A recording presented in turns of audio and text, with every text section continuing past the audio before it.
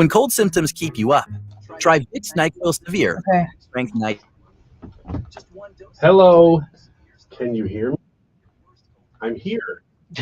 We're all here. We're all here. At least for now. Yeah, I think what I'm going to try to do is get through 12:02, which is right now, through 12:05, and then we're going to see how things go. There is big news apparently, though. If you just were listening to Fox, the Fox News update there. Why don't you tell them what's going to be on the show? Okay. And then maybe I'll tell them about the big news when the show starts. Here's what. Don't pay any attention to what's behind him on the television. Don't. Yeah. I can't see. Try to block it. Are we blocking it? Okay. Well, do it. All right. Today's YouTube poll question is asking. Is that Nancy Pelosi? No, not Ryan Wiggins. Yeah. I get Today's that. YouTube poll is asking, do you like Mike Pence? Yes or no? You like my cuts? Like Mike Pence? I came up with that 4 minutes ago. And I actually really like Right after do your live after the Rhino Shield. Okay. when's that? That's not 2 minutes. A minute. All right. 25. Hi. We'll be back with us. We're going to talk about Hunter Biden investigation now that the Republicans have the House. Can you believe it? They're going in hard. No, I don't believe it. Actually, I feel like it could still change. I mean, like, the not minute you found out they had the majority, they're like, here we go. I'm super surprised. Super surprised. I can't wait to hear that. Tyrus, 105. Thursday already. Well, actually, I'm looking forward to Tyrus. I like Tyrus every time. He does a great job. He is now, I'll get this right. The world, Right? Dude, right? is the world Yes. And different than TV. right? The championship. Heavyweight? Yeah, Because I had Well, a yeah. long discussion with my friend about this. I mean, there's nobody bigger than him. in I want to wrestling. see the other heavyweight. Yeah. It's just a bunch of 600 pound men out there waddling and bouncing off one another. And I said, wait a minute now. He won this back. He lost this title. He was here. No. And No, he said, never "Well, lost he didn't." No, he never He lost was the title. challenging for it. Right. Didn't win it. This is a bigger title. Right. I'm Wow. surprised you guys know all this. It took me a long yeah. time. We were there for 10 hours. But this is a different belt. 18 seconds. Ryan. And Okay. 15. Oh, Okay, whoa,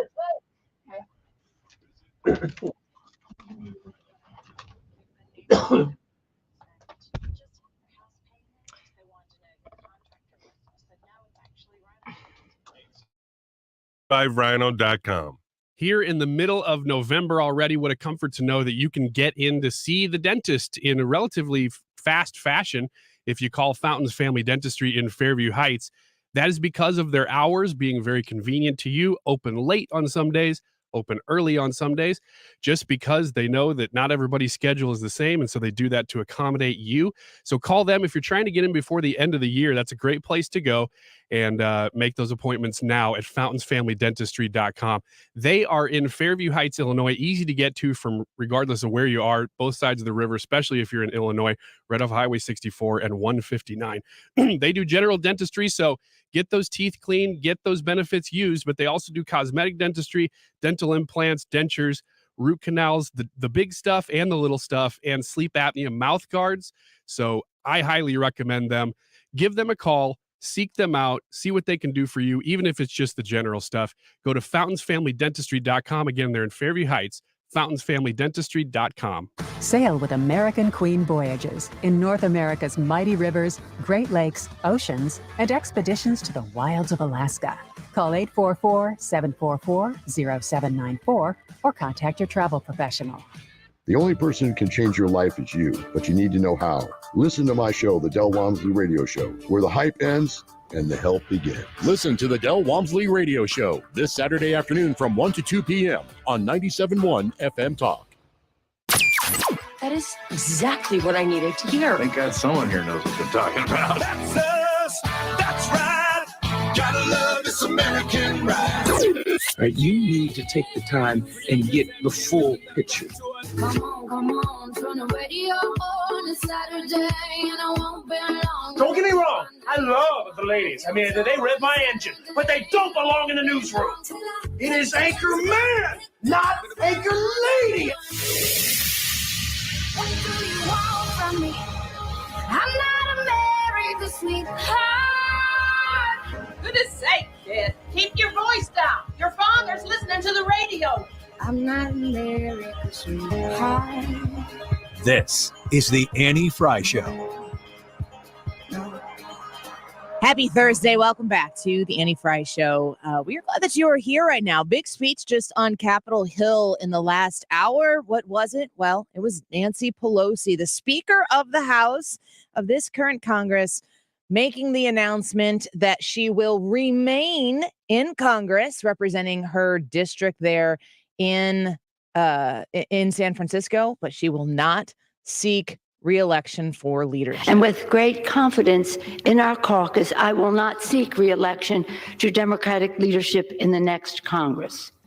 For me, the hour's come for a new generation to lead the Democratic caucus that I so deeply respect. Interesting take there from Nancy Pelosi in the House to suggest that, maybe it's time for the next generation. Wow, Nancy, I agree with you. Brad, think about all of the, oh man, I was going to say dinosaurs, but I don't mean that in a pejorative way. Super senior citizen type people who are leading. Now, she's 80. Is that right? I think she's 80. If she's not 80, she's right on it. She's 80 years old. Joe Biden is about to turn 80 himself. So they're basically the same age. Huge difference between the cognitive ability, the mental capacity that Nancy Pelosi shows on a daily basis and Joe Biden, wouldn't you say? The idea that they are the same age, Brad, and their presentation and their command. Woo! Yes, I would agree with that 1,000%. It's not like you hit a certain age and then your brain stops functioning the way it normally does. I know people who are in their 90s who are sharp as a tack. I know people who are in their 70s and late 70s who are struggling. And it's really just dependent on the individual. So whenever you look at Nancy Pelosi, even though I don't like the way she talks, she's been speaking like that for years.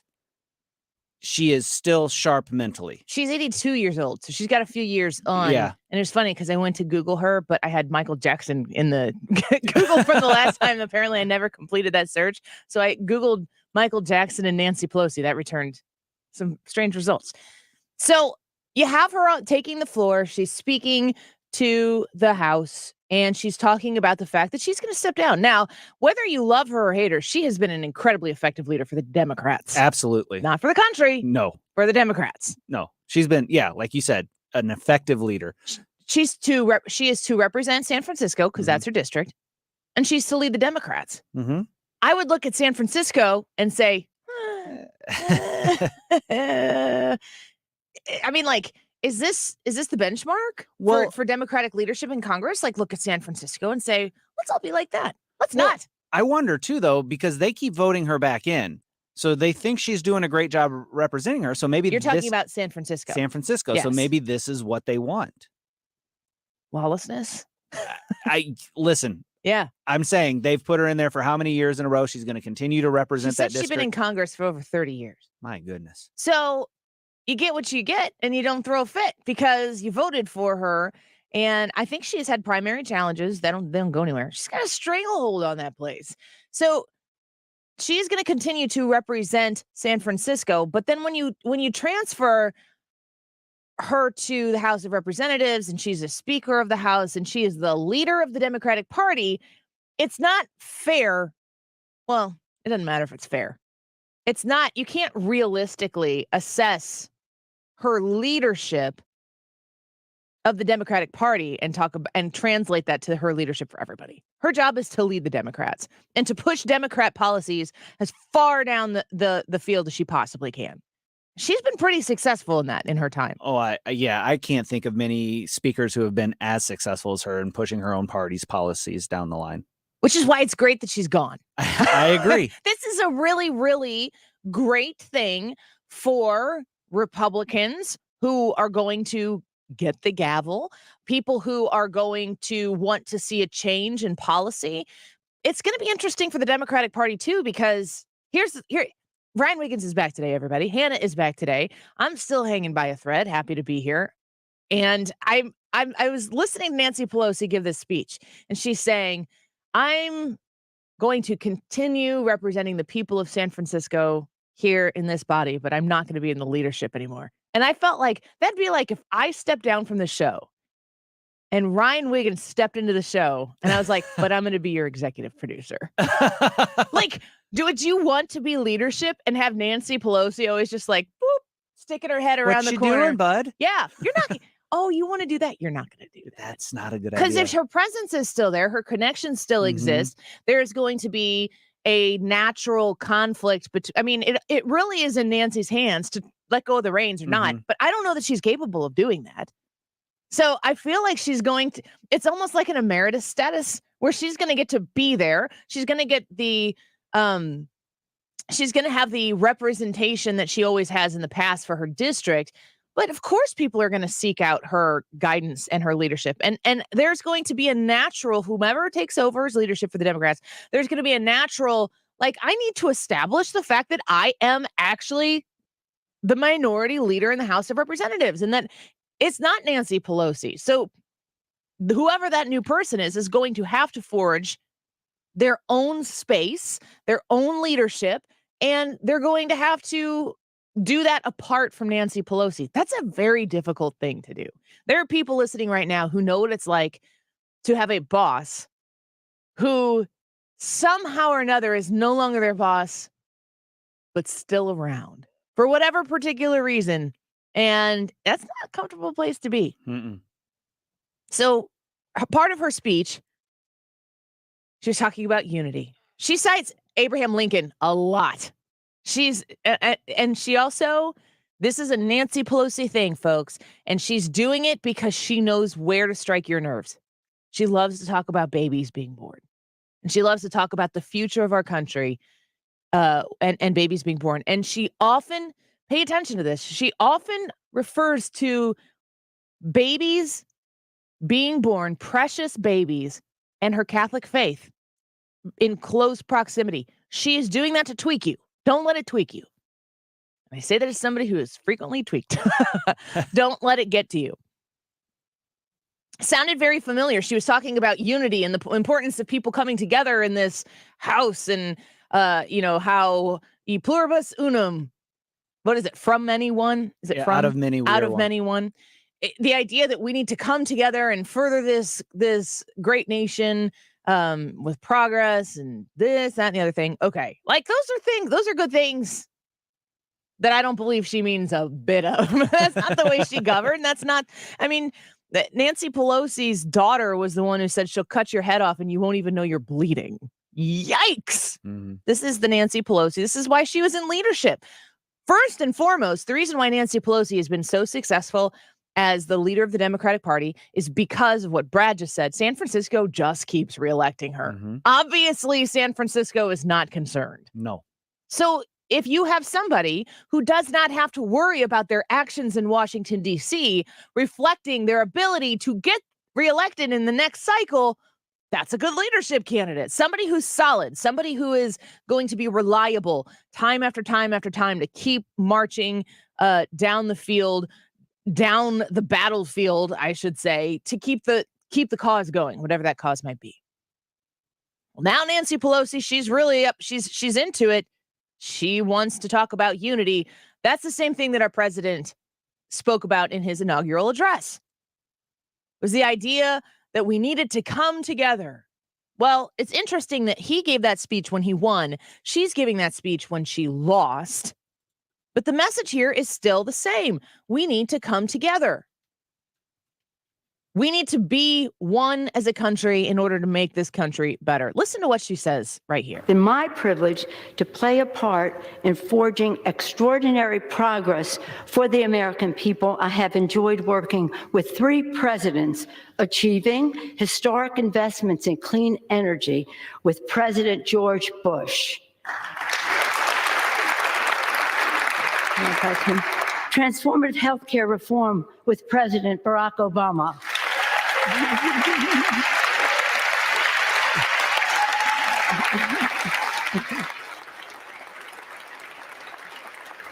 And forging the future from infrastructure to healthcare to climate action with President Joe Biden. Oh, how unifying that statement there was. She had the pleasure to work with 3 presidents. She worked with more than 3. There were more than 3. Of course, you know that. Is maybe the most unifying thing she could do is just leave him out. She talked earlier in her speech about how America showed up in this election and took a stand against the attack on democracy. And I'm like, you lost. I don't understand this. The committee, the people who are on the committee, in many cases, I mean, the Republicans either got primaried or they just quit, those two. And that there's not a lot of that representation left. She just leaves Donald Trump out. But it would have been dishonest for her to say that she had the pleasure to work with him. Yeah, that's true. This is not a unifying person. Mm-mm. She is an incredible leader for her party. She said in 2020 when she was elected, was 2020? No, 2018 was when she was elected speaker once again. She said she would not run for re-election for leadership again. She kept her word. And she's turning it over to the new generation. Now the real work begins in the Republican-led House of Representatives. Folks, the Republicans flipped 16 seats.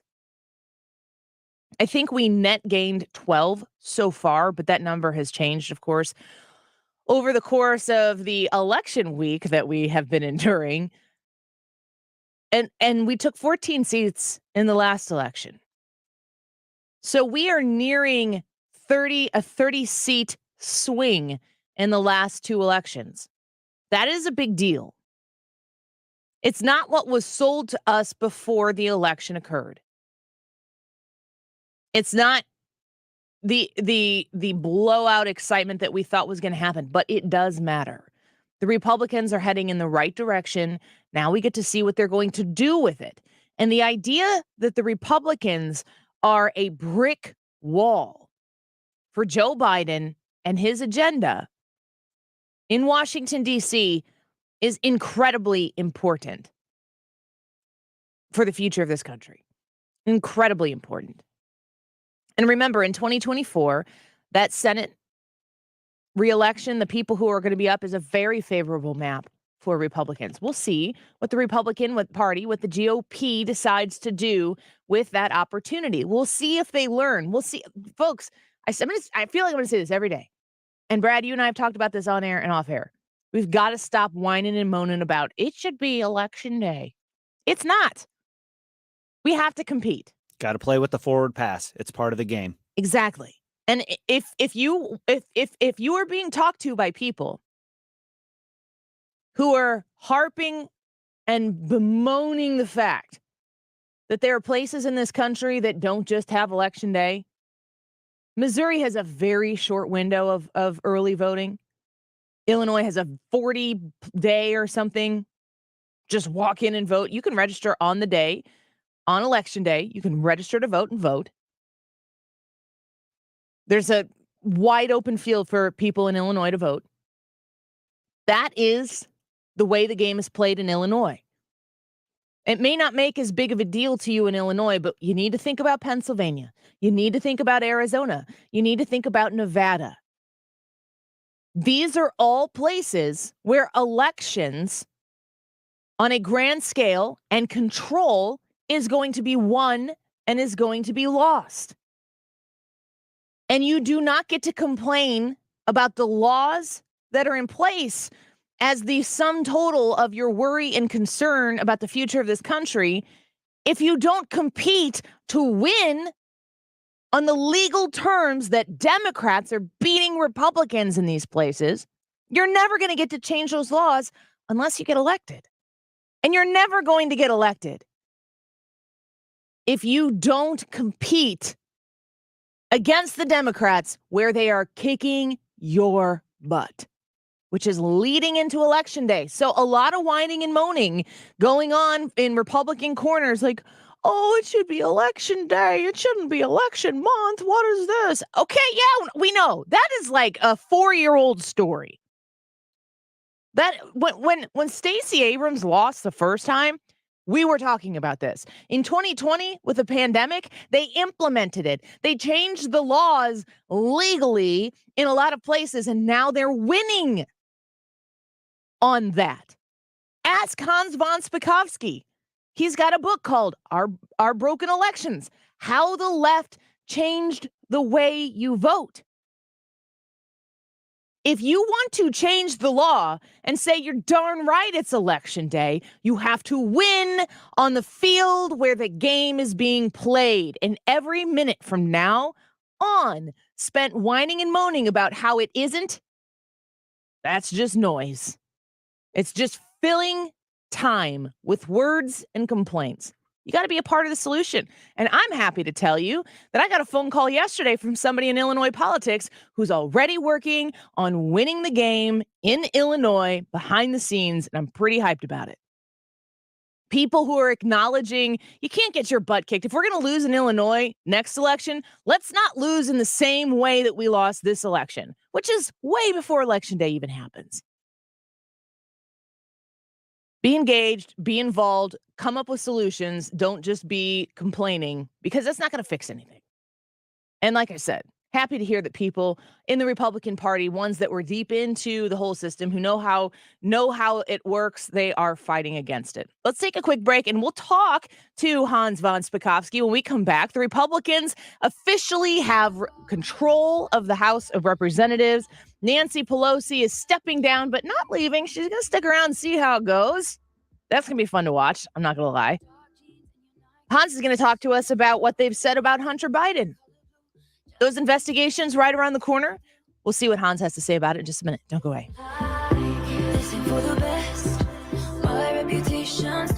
You're listening to The Annie Frey Show on St. Louis's home for conservative talk. Find the podcast, on-demand audio, and more at 971talk.com/Annie.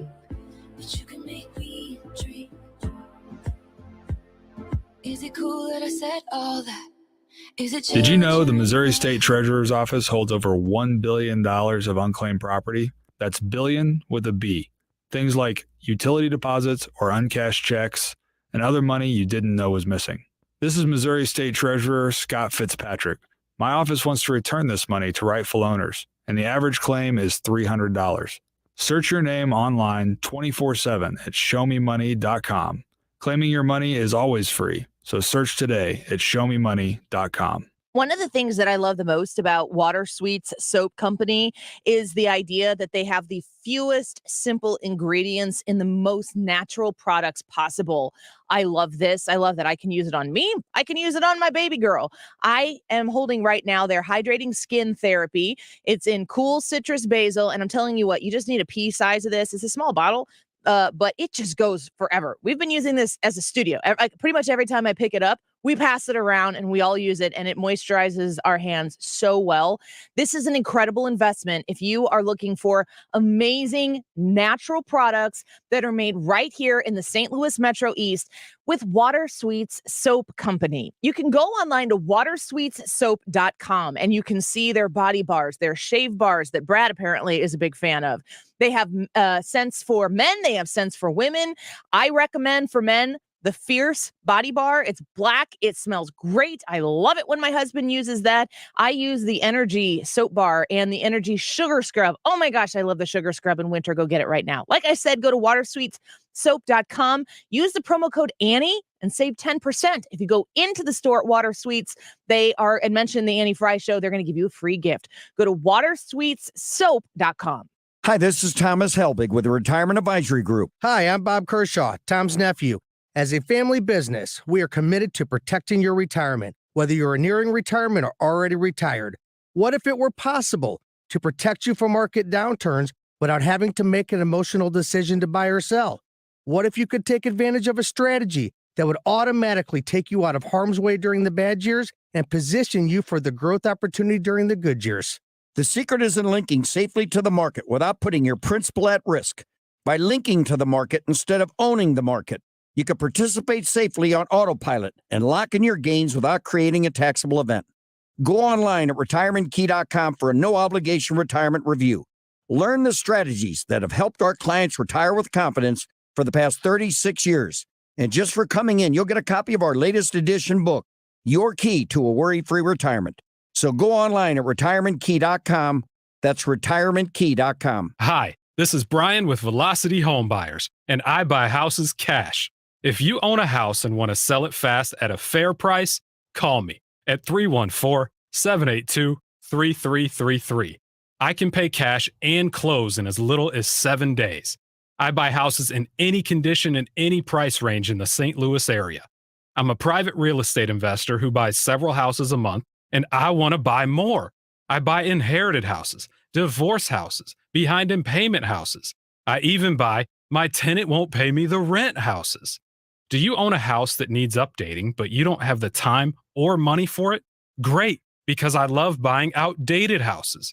I buy vacant houses, job relocation houses, and foreclosure houses.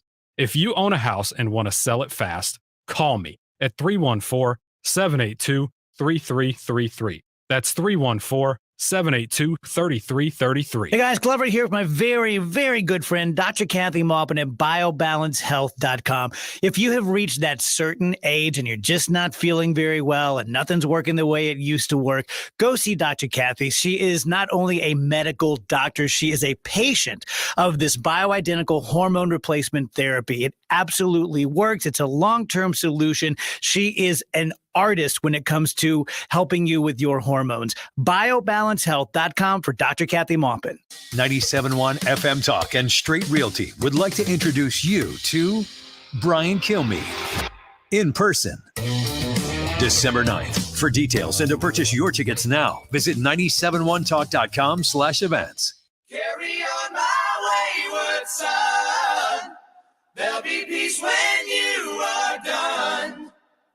Lay your weary head to rest. Don't you cry no more. This is the Annie Frey Show. Follow Annie on Twitter at Annie Frey Show. Whistleblowers describe President Biden as chairman of the board for these businesses. He personally participated in meetings and phone calls. Documents show that he was a partner with access to an office. To be clear, Joe Biden is the big guy. This evidence raises troubling questions about whether President Biden is a national security risk. So the House Republicans also tweeted out today, the Hunter Biden laptop is real. That's what the tweet said. And Representative James Comer said this as well. Committee Republicans have identified over 50 countries the Biden family sought businesses in. On the international side of the Biden family business, the deals were often led by Hunter Biden. And that map there behind Clay shows all the countries where the Bidens had a footprint in international business dealings. The investigation reveals a family that engaged with some of America's most powerful adversaries, planning to sell one of the largest sources of cobalt for electric vehicles in the world to the Chinese, for example. The Bidens flourished and became millionaires by simply offering access to the family. We the people of the United States, More perfect. your form of our perfect union. Heritage legal expert Hans von Spakovsky. Well, we got Hans on here with us. And Hans, as you have been enduring election week here with us, and we finally find out last night that the Republicans officially have control of the House of Republicans in this next Congress, they have been very quick to bring up the investigations into Hunter Biden, but more specifically, the connection of Hunter Biden to President Joe Biden. Yeah, they've issued quite a report, and it's an interim staff report is what they label it as, and it's called a President Compromise, the Biden family investigation. And let me tell you, it makes some pretty serious charges based not only on documents they've obtained, but according to them, also to whistleblowers who say that Joe Biden was directly involved in Hunter Biden's business deals. And they claim that they've uncovered evidence of everything from wire fraud to money laundering, tax evasion, and violation of the Foreign Agents Registration Act. That's the federal law that says that if you are representing a foreign government, you've got to register, and it's a criminal violation of that law if you don't do it. So, look, these are really serious charges. This is not something, I don't believe, that Joe Biden's press spokesman can just dismiss out of hand. And with the Republicans now in control of the House, they're going to be able to engage in a very in-depth investigation, particularly because now they've got what they didn't have before, which is subpoena power. Yeah, I mean, the Republicans retaining or getting the majority is a huge deal when it comes to these types of investigations. We're speaking with Hans von Spakovsky, the senior legal fellow at the Heritage Foundation, as well as a Department of Justice lawyer. Hans, it is going to be a tall order for the Republicans, and none of this really. Let me set this up in a respectful way. The duty that these Republicans have to investigate Hunter Biden and the connections that the president has is there regardless of how it looks politically. However, these are very political things, and it's going to be very difficult for the Republicans to sell to the American people that the time that they're spending on taxpayer dollars to look into Hunter Biden and potentially the connection to Joe Biden with an incredibly unfavorable media. It's going to be very hard for them to sell this to the American people, that this is in the best interest of the American people. Do you still think it's a worthy endeavor? Oh, yes.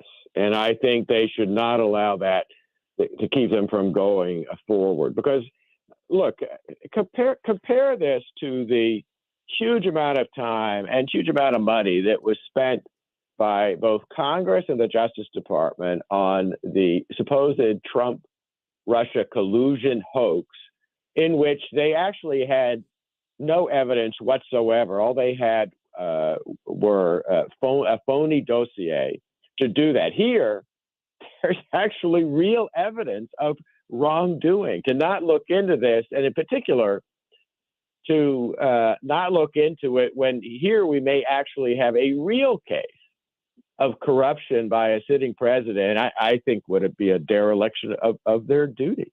I think that's a very interesting way to put it.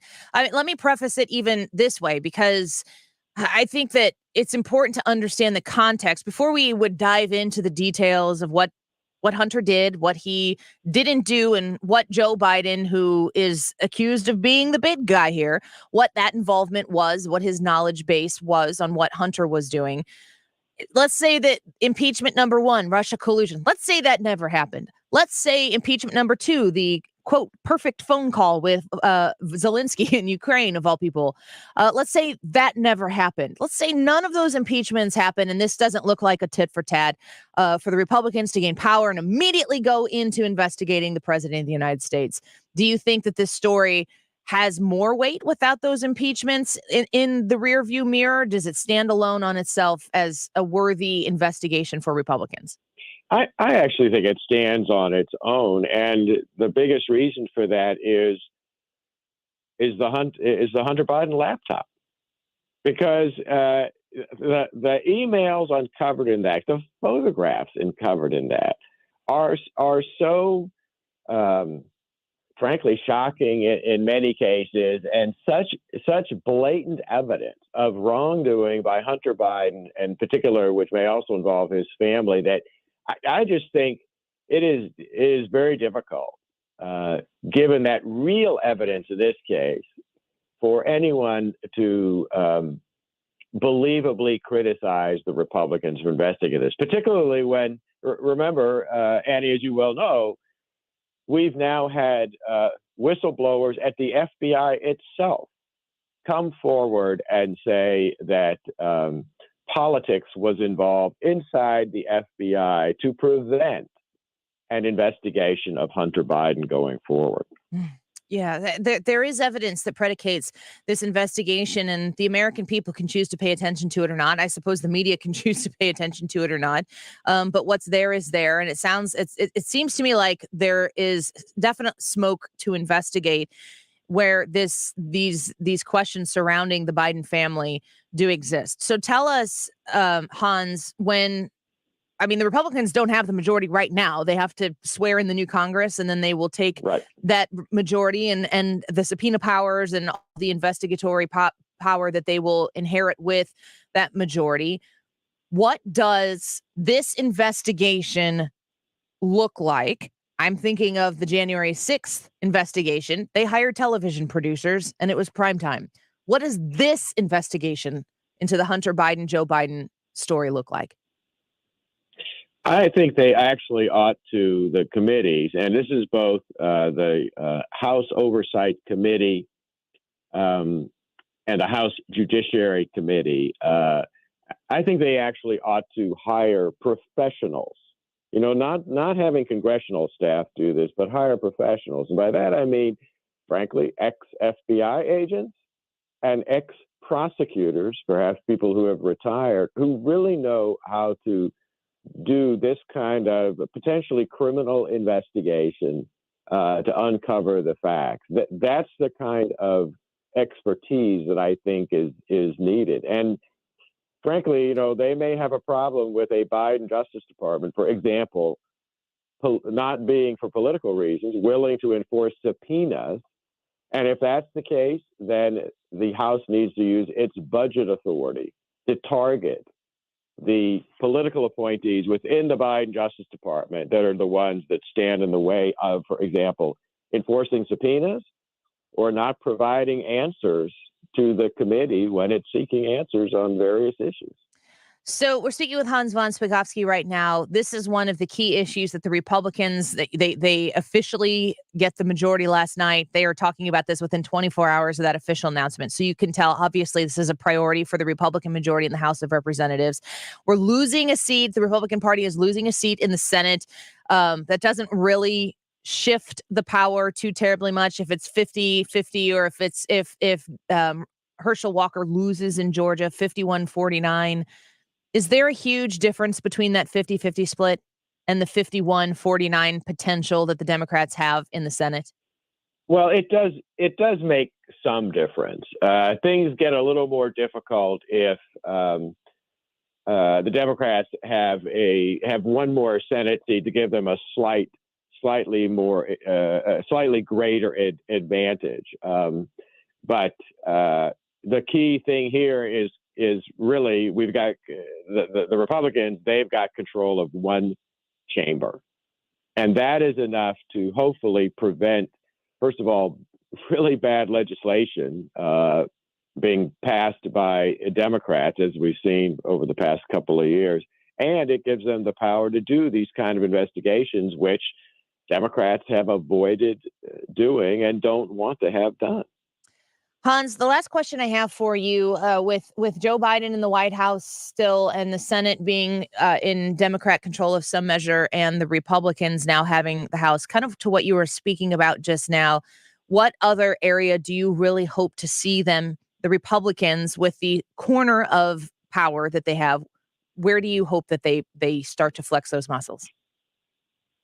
Well, look, we've been talking about Hunter Biden, but there's all these other areas where the way the Biden administration has weaponized for political purposes the FBI and the Justice Department has been evident, and they need to investigate it. The best, I should say, the worst example is the way they have used what's called the FACE Act. That's the federal law that protects abortion clinics from violence, but that law also protects churches, and it also protects pro-life pregnancy centers. There have been almost 200 attacks on churches and pro-life pregnancy centers since the Dobbs decision came out. And by attacks, I mean, in some cases, arson, physical damage, and yet the Justice Department, while it has arrested about 24, I think 24, pro-life activists because they were supposedly doing things like blocking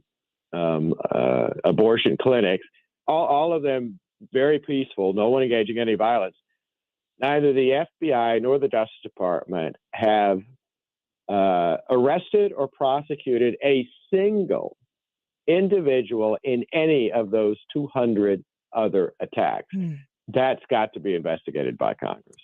Well, there is a lot of work to do, and we will see how well they can walk and chew gum at the same time, as they say. We appreciate you, Hans, as always, and there's going to be a lot of constitutional questions coming up in the next few years, and we know that you on our show here, it's the best place to get those expert answers. We're always grateful for your time. Thanks. Thank you. See you next week. That sounds great. Senior Legal Fellow at the Heritage Foundation, Hans von Spakovsky. He is a DOJ lawyer and the former FEC commissioner as well. You can check out his book. It's called Our Broken Elections. Let's take a quick break. Ryan Wiggins back in the house. Did he send this subject to us? He said he did. He didn't. I didn't. I looked. I didn't see it, but I've got that subject there. I was going to say, my show sheet says, does it matter to you who the Senate minority leader is?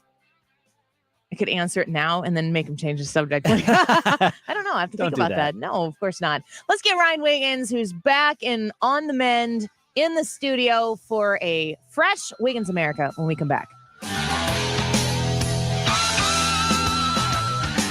The Annie Frey Show is streaming online. Watch us live on YouTube and subscribe. Once I rose above the noise and confusion, just to get a glimpse beyond this illusion. I was soaring ever higher. Tony La Russa here. Men, are you running out of stamina rounding third base? If so, call my friends at Victory Men's Health in O'Fallon, Illinois. Scoring at home is important, just as important as crossing the plate with a winning run. VictoryMen'sHealth.com. Nobody wants to miss the important things in life, and if it's because of bad vision, you don't have to. Mark Cox here from my friends at Brenton Vision. They can help you out. That's why I want you to take 2 minutes today to call my friends at Brenton at 314-375-2020 or go online to BrentonVision.com. Your eyes are as unique as your fingerprint. Since Brenton Vision is the only place in Missouri offering all 7 forms of modern vision correction, they can create a customized treatment plan just for your vision. They helped my wife out. She chose the lens replacement therapy and now sees better than ever, and she loves it. You can have that same experience with Brenton Vision. They accept flex plans and medical spending plans as well at Brenton. So don't let that money expire or go to waste. See your best. Do what we did. Call Brenton Vision at 314-375-2020 or schedule online right now at BrentonVision.com. Well, this is Ryan. I can't wait to share with you a little news on Genesis of St. Charles. Right now, all you need to know is that they still are the best kept secret in St. Louis as far as luxury vehicles go. You will steer clear of paying outrageous prices on luxury vehicles there at Genesis of St. Charles. Other dealerships treat the MSRP like it is an imaginary number, but not there. Those other ones, that you can do business that way. You can, but that's not how Genesis of St. Charles has ever done business, and it's not how they're doing it now in the midst of a shortage of cars, which, by the way, you're not going to experience there. If you want to drive one of the models that Genesis has, because you're not maybe as familiar with the brand, you can do that there at Genesis of St. Charles, and you can custom it too. So you kind of get the best of both worlds. Visit Genesis of St. Charles. They are located in the St. Charles Hyundai showroom right now, part of the St. Charles Automotive Campus, just a quarter mile east of Mid Rivers Mall. This is young luxury, and you get the perks of 3-year complimentary maintenance. Can't really beat that on a luxury vehicle like a Genesis. They're on Veterans Memorial Parkway, online at genesisofstcharles.com. If you own a house in St. Louis and you want to sell it as is without any inspections or need to make any repairs, call Chris Buys Homes St. Louis at 314-782-8000 or at chrisbuyshomeSt.Louis.com and get your cash offer without any obligation, commissions, banks, or headaches. Chris buys vacant houses, inherited houses, fixer-uppers, beautiful houses, even the tenant won't pay their rent apartment. Google Chris Buys Homes in St. Louis. That's Chris Buys Homes in St. Louis. And check out the best reviews from satisfied customers. When you sell to Chris, you decide when you want to move, according to your schedule and your terms. Go to chrisbuyshomesinstlouis.com. Google Chris Buys Homes in St. Louis or call 314-782-8000. That's 314-782-8000. And get the offer you have been waiting for. Chris Buys Homes in stlouis.com. Chris Buys Homes in stlouis.com or call 314-782-8000. It's the most wonderful time of the year, and Wonder Lights Christmas in St. Louis is brighter than ever at Worldwide Technology Raceway. The holliest, jolliest light show around is celebrating the season from November 11th until January February 1st. Open nightly, rain, shine, or snow, including holidays. Tickets now available at the gate and online at wonderlightschristmas.com. Brought to you in part by the Illinois Office of Tourism and Illinois South Tourism. wonderlightschristmas.com. You're listening to the Annie Frey Show live from the Air Comfort Service Heating and Cooling and Insulation Studio. Save up to $900 in utility rebates and see if you qualify for 0% financing on a new high-efficiency HVAC system. For details and to get into your comfort zone, visit aircomfortservice.com. We know you won't hear it all, so we're highlighting as it happens on the socials. Follow 97.1 on Twitter and Facebook and weigh in. They can't ban all of us.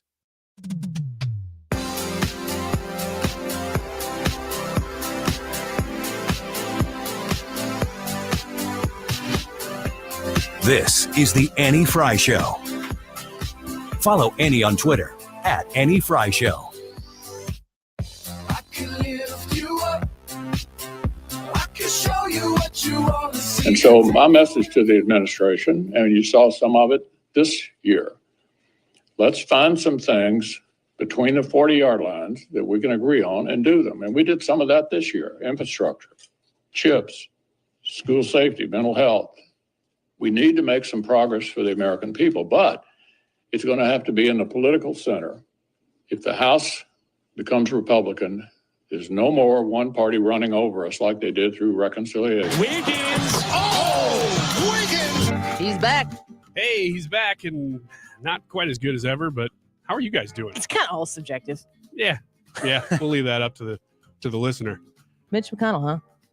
Mitch, so I asked the question, which apparently you had a strong answer to, but you held off. So thank you for doing that. No, I didn't have a strong answer to. I didn't know about it. You didn't send us that message. Apparently, I can show you the text, but apparently it didn't go through. So I don't know why, because it didn't tell me that. You know how you can show me the text? You just send it to my phone. I'll send it to your phone to prove to you that it exists. I don't think that has the effect that you were hoping. If it's still sitting in that text bubble and you didn't haven't send it to it me yet. I'm showing. How long have you had that phone? Oh, let's see. When did you get that phone? 4 years, maybe. How many of those 4 years have you had problems sending text messages to colleagues? Group texts. And it was over and over and over, but I switched providers, and it's gotten a lot better. Obviously. So I don't think it's the phone so much. It's what's the other option? What if it's not the phone? What's the other option here, buddy? Always group text between iPhones and Androids. They don't like to do group text for whatever reason. Yep. So therefore, obviously, not my fault. I blame Apple. Apple, man. The one obstinate Android users is Apple. No, I'm not an obstinate Android user. I just know that Apple is so super proprietary about everything. They won't play with anybody else. Yeah. Before we get to Mitch McConnell here, have you noticed on not your what the blue line on my Wiggins America sheet says on your Google phone or your Android phone or whatever it is? It's a Samsung. When you use Maps, does it automatically bring up Google Maps or Apple Maps? No, it doesn't bring up Apple Maps. That doesn't exist on my phone. Apple I use Maps Waze. exists on mine. Well, because your you phone use is an Waze. iPhone. Well, anytime I try to use Google Maps, yeah, there are always issues. And I'm like, I think Apple's doing something here. Are you might be on to something, Ryan Wiggins. Wow. I think I am. You should. Sometimes his genius amazes even himself. You're a man ahead of your time. That's why they call me the gumshoe of the show. I don't even know what that means, but I bet we're about to talk about pudding. No, we're not. Unless you want to talk about the diet of the current Senate minority leader. That is a segue. Mitch McConnell, do you have strong opinions about who the Senate minority leader is at this point? Because there's been a lot of debate about it. I don't think that it's not so much a question about like who's the Senate minority leader. It's Mitch McConnell. Mm-hmm. It's not it's not so much about the position. It's Mitch McConnell. The idea of do we Mitch McConnell more or not? And I think that Mitch McConnell. I said this last week. Mitch McConnell. We have a Mitch McConnell problem and we have a Trump problem in the midterm election. I said that last week, so you can roll the tape. Before people were. That was back when we could still have potentially had the Republican majority. So I don't know. Is this though? Because I agree with you. I think that there is a problem with GOP leadership, especially in Washington, D.C., and he is so emblematic of that. He's been around longer than any of them. He's going to carry another term here. He just won again. But I just don't know. Coming out of a midterm, is this something that we care about and those of us who are really engaged in this stuff care about, but that the average voter, this doesn't matter at all? Is this political nerd stuff? This is expert level political nerd stuff. Yeah. And the average voter doesn't even know who Mitch McConnell is. Interesting. I would have thought that they did, but I didn't know that they would have had a strong opinion about it. I wish you had a pipe. What are those hats? What's the Sherlock Holmes hat called? A dual brimmed. I just made that up because they go both ways. What?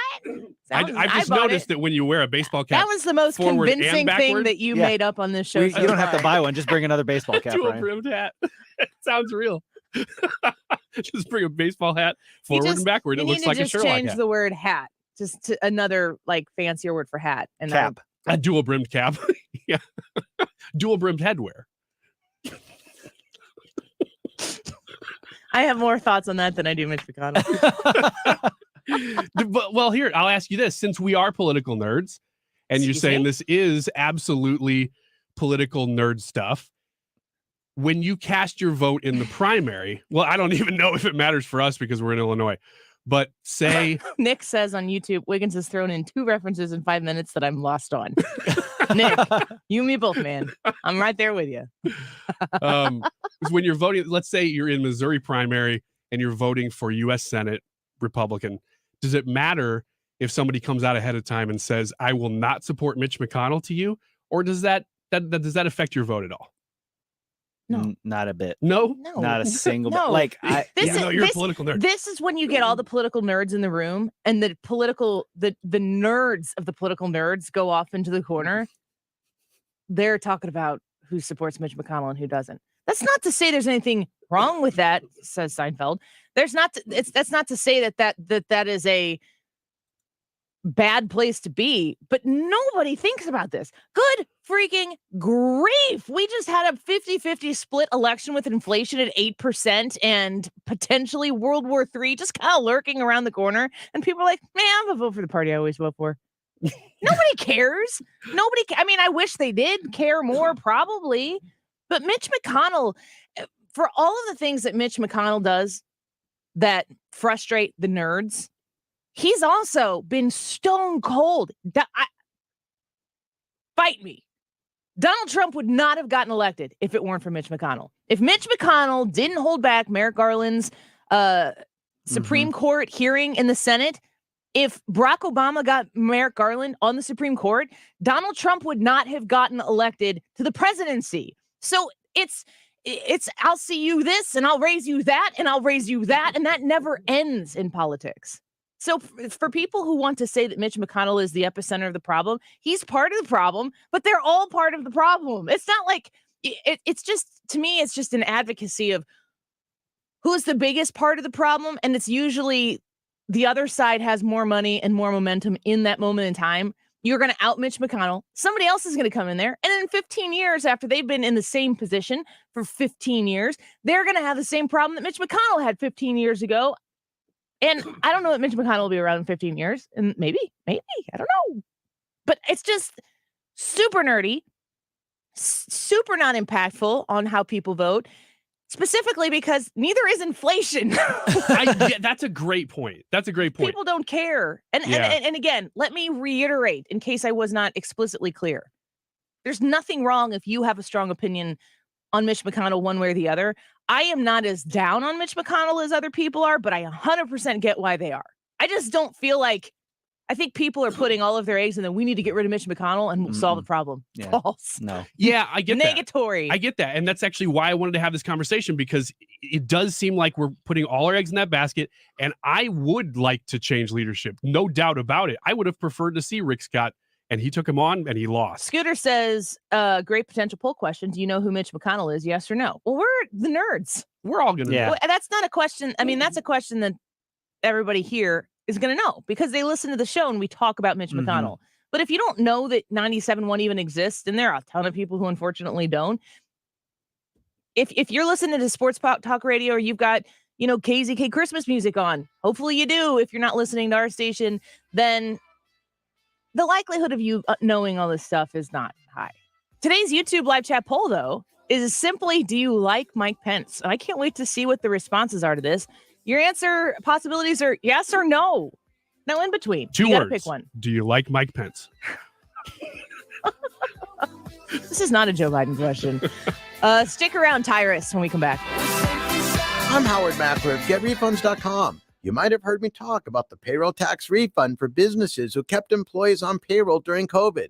But today, I'm not going to do the talking. I'm letting a real Get Refunds client tell you everything. I'm Jason Hall, owner of Washington Crab in North Carolina. We are a seafood company with a couple restaurants and a big catering operation. COVID stopped us dead in our tracks, literally having to lock our doors to follow government shutdown orders. I learned about the payroll tax refund through research of COVID relief programs. I initially asked my CPA if I was eligible for the program, and she told me no. I heard about GetRefunds.com while listening to the radio. I reached out to them, and they immediately started helping me file a claim. They quickly got me approved for a payroll tax refund, and with that capital, I kept my staff employed, and I'm weathering this recession and high inflation. If you have a business, you should go to GetRefunds.com and start your claim now. GetRefunds.com helped their business, and we can help yours too. Go to GetRefunds.com, powered by Innovation Refunds. You know, having somebody in your corner for your business that understands IT, that maybe isn't like the full-time employee that costs a lot of money, of course, if you were looking to expand because you can't handle doing it all yourself. Let's be realistic, and you need to make sure you're on top of your IT. I have the solution for you. Roadmap Technologies. Go to roadmaptech.com, roadmaptech.com. Discovering hidden hardware and software costs is exactly what Roadmap Technology accomplishes every day with their clients. Are you paying for things that you don't need to pay for? Are you trying to manage your IT on your own? Man, the repercussions of doing that and not doing it well, huge. Roadmap Technologies can be your solution, and an affordable one at that. If you have hidden IT costs, if you have software and hardware challenges heading into the new year, reach out to my friends at Roadmap Technologies and get started on the process today. 314-222-0057, online at roadmaptech.com. You wouldn't trust a butcher to babysit your pet pig. You wouldn't trust a lumberjack to repair your antiques. Or a professional wrestler to be your massage therapist. So why would you trust anyone but AMCO to fix your car? For over 50 years, we've been the trusted experts in transmission repair. AMCO offers easy payment plan options for most any credit situation, so you can fix it fast and pay it off slow. At AMCO. AAMCO. Everybody knows you gotta get it at Clement. Everybody knows you gotta get it at Clement. Find the car you want, new or used. Get it at Clement, get pre-approved. Everybody knows you gotta get it at Clement. Everybody knows you gotta get it at Clement. ClementAutoGroup.com. Need a break from the sound bites and the talking heads? Do you want information you can actually use? Information that'll change your life for the better? Then listen to the Del Walmsley Radio Show. Listen to the Del Walmsley Radio Show this Saturday afternoon from 1 to 2 p.m. on 97.1 FM Talk. KFTK FM Florissant. Driven by the Bommarito Automotive Group. 97.1 FM Talk. Always live on the free Odyssey app. More than one change coming in the U.S. House. I'm Lisa Brady, Fox News. And with great confidence in our caucus, I will not seek re-election to Democratic leadership in the next Congress. Outgoing House Speaker Nancy Pelosi says she'll keep serving her San Francisco constituents, but make way for a new generation in leadership roles as Republicans take back the House majority in January. Pelosi made history as the first woman to be Speaker. The president offering thanks and praise. President Biden says history will note Nancy Pelosi as the most consequential Speaker of the House in history. The president called Speaker Pelosi earlier today, congratulating her on her historic term. Senate Majority Leader Chuck Schumer, a former House colleague of Pelosi, watched her remarks in the House chamber. One of her famous expressions, which I have tried to carry out in the Senate and learned from her, in unity there is strength. The number 2 House Democrat, House Majority Leader Steny Hoyer, is also not running for a leadership post in the next Congress. Fox's Jared Halpern on Capitol Hill. Earlier today, House Democratic Caucus Chair Hakeem Jeffries declining to speculate on reports that Pelosi would back him to be minority leader. Even by Buffalo, New York standards, this is big snow. This is considered an extreme event, an extreme weather event. That means it's dangerous It also means it's life-threatening. Governor Kathy Hochul declaring a state of emergency for 11 counties in western New York. 4 to 6 feet of lake effect snow in the forecast. 3 to 4 inches per hour expected at times. Schools already shutting down for tomorrow. Hochul says it won't be safe to drive for about 24 hours, beginning at 7 o'clock tonight, urging people to work from home if possible. The driver who was injured after crashing into Sheriff's Academy cadets in California yesterday is now under arrest, charged with attempted murder. Additional charges pending. The crash injured more than 20 cadets. America's listening to Fox News. When a cold comes on strong, knock it out with Vicks DayQuil Severe for max strength daytime relief. Just one dose of Vicks DayQuil Severe starts to relieve 9 of your worst cold and flu symptoms to help take you from 9 to none. Power through your day with Vicks DayQuil Severe, the daytime non-drowsy, coughing, aching, fever, sore throat, 9 to none medicine. Use as directed. Finding the right Medicare plan? Oof, no easy feat. Kind of like those dances my granddaughter loves making me do. But then I found Walgreens Find Rx coverage. Lets you compare plans online, over the phone, or in person. Made Medicare shopping so easy. Plus, I found plans with low-cost copays. I can get down with that. When you need to talk Medicare, Walgreens is here. Start shopping today at walgreens.com/Medicare. Air Comfort Service Heating and Cooling weather with Chief Meteorologist Dave Murray. Partly sunny skies with us on this Thursday afternoon. It stays cold, though temperature's a little bit better, 42. That's not much. Then tonight, some clouds, couple of snow flurries. Next reinforcing cold shot coming through, 20 for the low. Friday, lots of sunshine, a cold and windy day. Really a bundle-up day on Friday, 30 degrees, 18 Friday night, upper 30s for highs over the weekend with sunshine. This is 97.1 FM Talk, Chief Meteorologist Dave Murray. You can support our local first responders by getting an ATF raffle ticket. Go to 971talk.com/Cox to help Responder Rescue and maybe win some great alcohol, tobacco, firearms, and food prizes. That's 971talk.com/Cox. Air Comfort Service online at aircomfortservice.com. Double carrier cool cash rebates are here.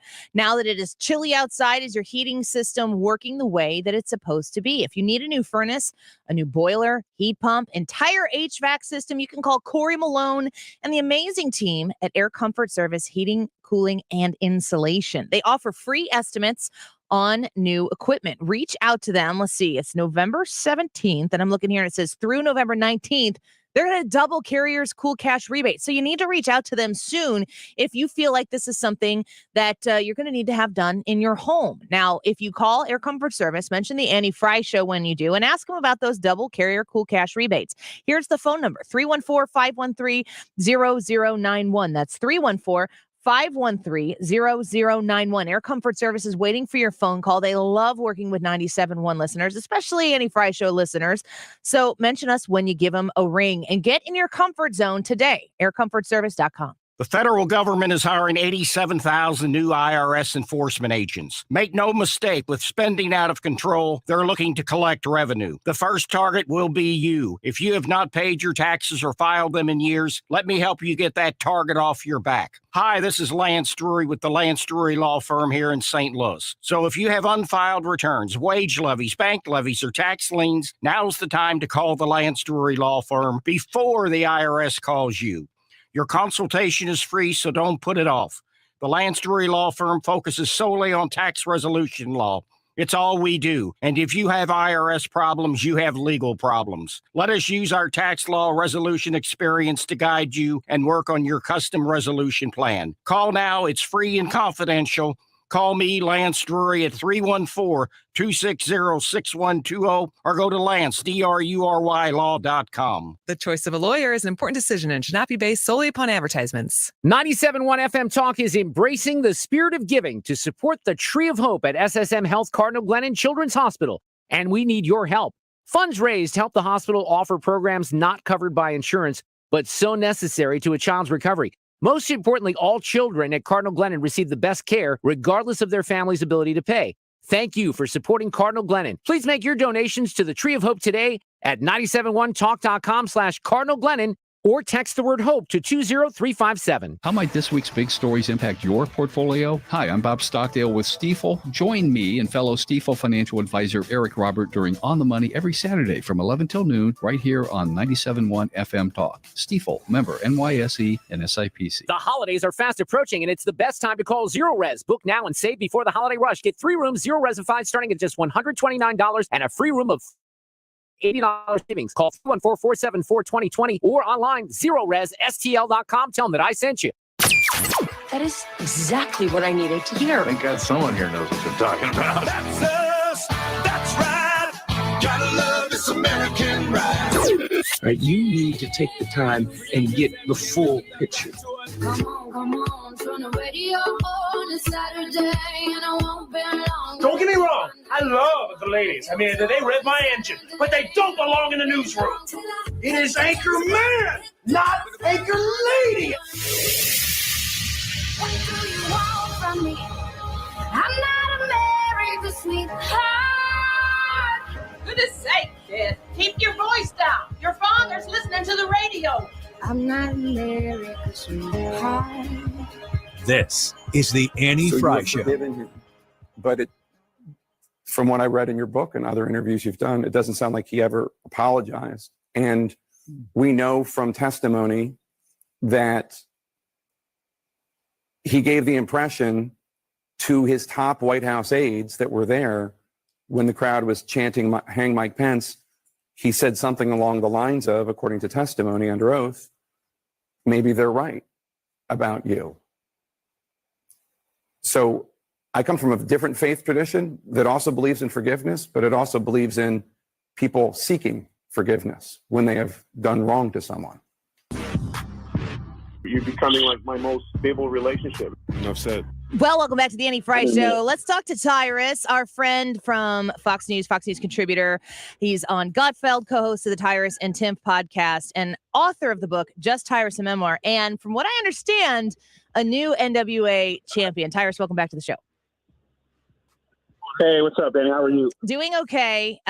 First, tell us briefly before I ask you about, I don't know how much you watched the Mike Pence, Jake Tapper town hall last night, but I want to know about your new NWA championship. What is it that you just achieved? Because it seemed like it was a pretty big deal.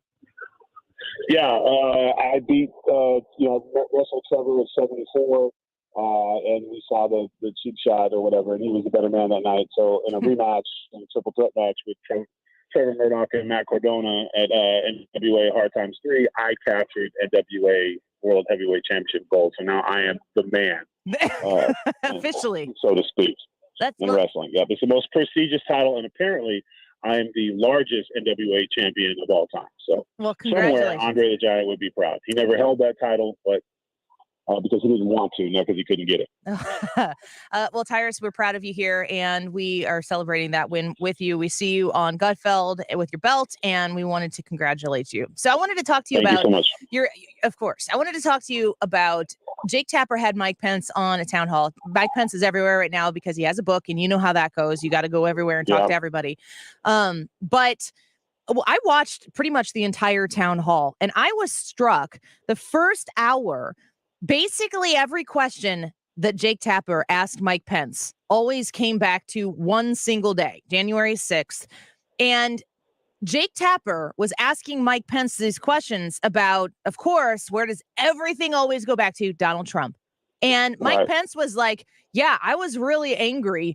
But he talked about how he had forgiven Donald Trump. And Jake Tapper was like, but you can't forgive Donald Trump, right? You really can't possibly forgive Donald Trump. And the infatuation that Jake Tapper and CNN have, and the strange bedfellows of having Mike Pence on CNN, because Mike Pence seems like he's on the right side of the Donald Trump equation there. It just seemed very bizarre to me. I was wondering what you think about Jake Tapper's they needed the gotcha moment. position. They needed that gotcha moment, and he wasn't giving him the gotcha moment. You can't, he's forgiven him and he's moved on. And if he's moved on, then the idea is that the country needs to move on. And that CNN can't have that because they have at least 17 more specials about it. So they needed, what they were hoping for was that Pence was going to blame him for everything, and the book would be a tell-all about that day.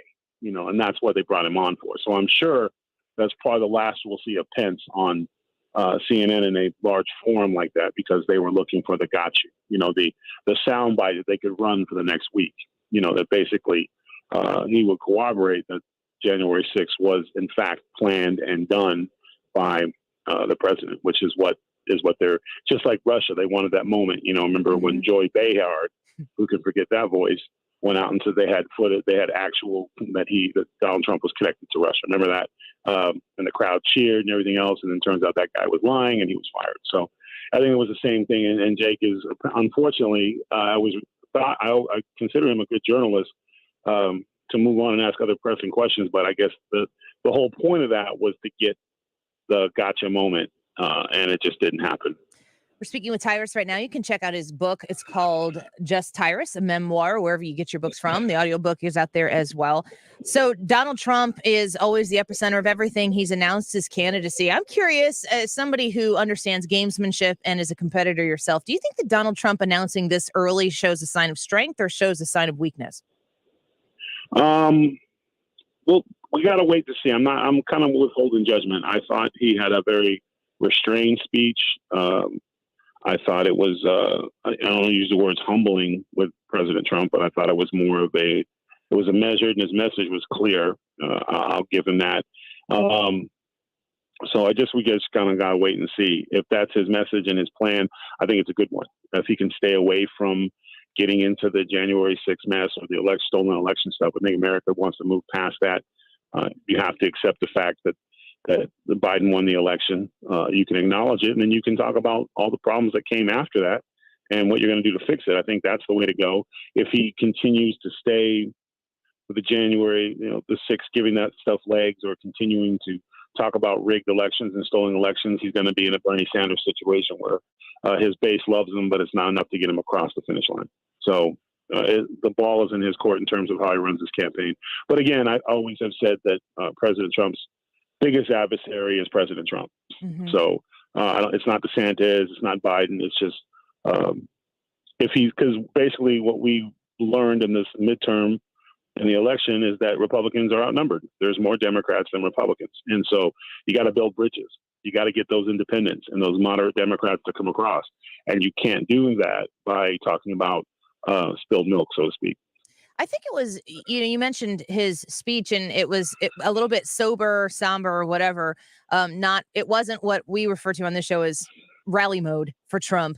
But right. I appreciated that as well. And he didn't. Yeah, I did too. He did not mention his Republican potential competitors, and he also did not do his rally mode Trump spiel about, we all know that this was a stolen election, and we all know he didn't talk about elections being stolen from in 2020, and he didn't attack Ron DeSantis or Glenn Youngkin. Well, I think his message was not to his base. I think his message was anybody who's teetering on the line or someone that needs convincing, because he has to build a bridge. You have to build a bridge. The division in this country is a little lopsided. I'd say it's probably 50, 55. On the other side, 5 in the middle, and then Republicans on the smaller end, as we're seeing with the elections. But he's got to talk. He's got convincing to do across the board, and I think that was his message. And I think that's a plan, because that's the only way you're gonna win, in my opinion. If he runs a perfect campaign, do you think it's still close? It's always going to be close, just because unfortunately January 6th had so much legs, and it's not like they're going to let it go. And they'll eventually get someone to give them a gotcha moment, whether it's true or not. Because we know Russia wasn't true, but they still ran with it. So there's no reason why. If it ain't broke, if that formula ain't broke, why would they change it? So they're not going to. And if you have a different Republican nominee, do you think that some of that loses wind from its sails? Some of that loses wind, but then then you got to worry about them having the charisma. Are they going to have the message? The message can't be, I'm not him. Whoever it is, they have to build bridges. Republicans have to build bridges. Yeah. Well, Tyrus, I want to give you an opportunity here, since is Thanksgiving next week? That right? Is that happening next week? Yep. Okay. Yep. Good. I'm glad. That's exciting that Thanksgiving is next week. We talked yesterday in the midst of the midterm election and not coming out the way a lot of people expected it to. there kind of was this cloud hanging over people that are attached to the show, and we wanted to focus on things that do make us happy, because I really feel like it's kind of your choice to choose to be bummed out about what's going on and to prioritize politics over other things. So the question I asked yesterday, and we took phone calls on this and it was interesting, is what makes you happy? And I wanted to ask you, Tyrus, what makes you happy? The smell of turkey, no news on, my phone and social media locked deep in my truck, and taking a week off with my family. I'm stoked. Can't wait. Gonna watch football, basketball, and go play with my kids. That's what makes me happy. And easy peasy. And Thanksgiving dinner for you. My recollection is that you're a pie guy.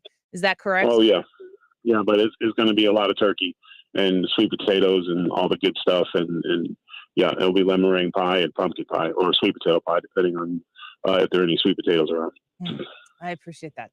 That all sounds fantastic. As you should. Well, we want to thank you for coming on with us today. And in the spirit of Thanksgiving, we're always grateful. We know that you give us a lot of time, and you always have, and we are grateful for it. Every time you're on the show with us here, we have comments that come in about people who appreciate your perspective, the way you talk about issues, and the way it's not predictable. And we're just grateful that you give us your time each week. All right. Well, happy Thanksgiving to you and your family if we don't talk to you guys before then. All right. Sounds great. Thank you, Tyrus. Appreciate it. It's an interesting, I want to talk more about the Mike Pence thing, and I want to dive into this because we have some cuts from it. How much of it did you watch, Brad? I would say in total, maybe about 10 minutes of it. Okay. So I watched a lot more of it than you did. And I didn't know that it was on. I don't even know why I checked to see what was on. Like, I think I do. I think I can walk through this in my head. I think I was looking to see where the Blues were playing. Oh, yeah. And because they won again. Yep. They're kicking some butt. They pretty much own the Blackhawks right now. Yes. From what I understand. And I think that YouTube TV suggested that they were on, but it was on TNT, but it was blocked out, blah, blah, blah, blah, blah. And it says CNN Town Hall, Mike Pence with Jake Tapper or whatever. And I was like, what is this?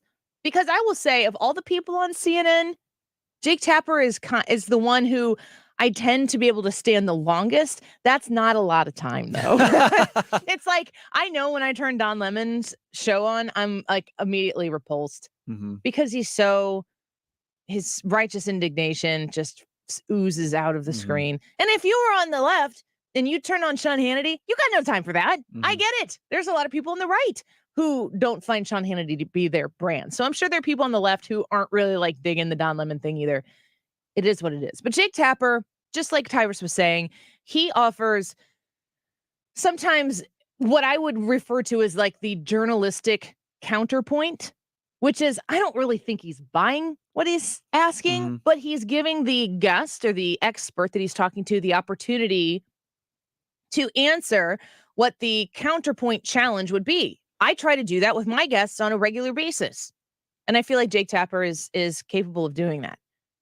Well, Mike Pence was on what I didn't realize either was a 2-hour special. So I was watching this and I just kept going. I'm like, man, they need to wrap this up. Mike Pence's delivery is super measured. He pauses. There's not I'm going to say this and then I'm going to play a clip and there's going to be one. But there's no ums or uhs. He is captivating in the way he speaks, but I'm also like, just get to it. Just say what you got to say. Just get it out. I got things to do. Got places to be. Like bed at that time of night.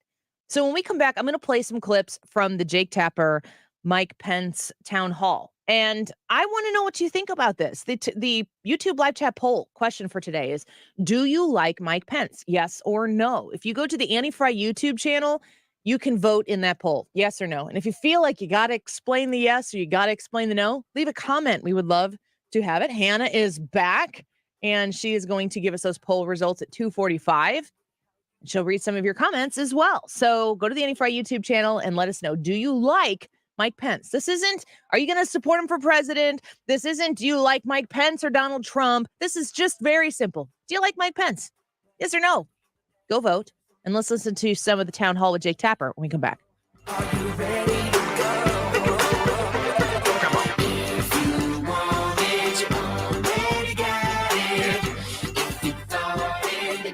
The Annie Frey Show is streaming online. Watch us live on YouTube and subscribe.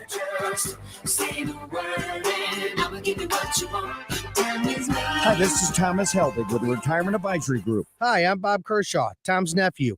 As a family business, we are committed to protecting your retirement, whether you're nearing retirement or already retired. What if it were possible to protect you from market downturns without having to make an emotional decision to buy or sell? What if you could take advantage of a strategy that would automatically take you out of harm's way during the bad years and position you for the growth opportunity during the good years? The secret is in linking safely to the market without putting your principal at risk.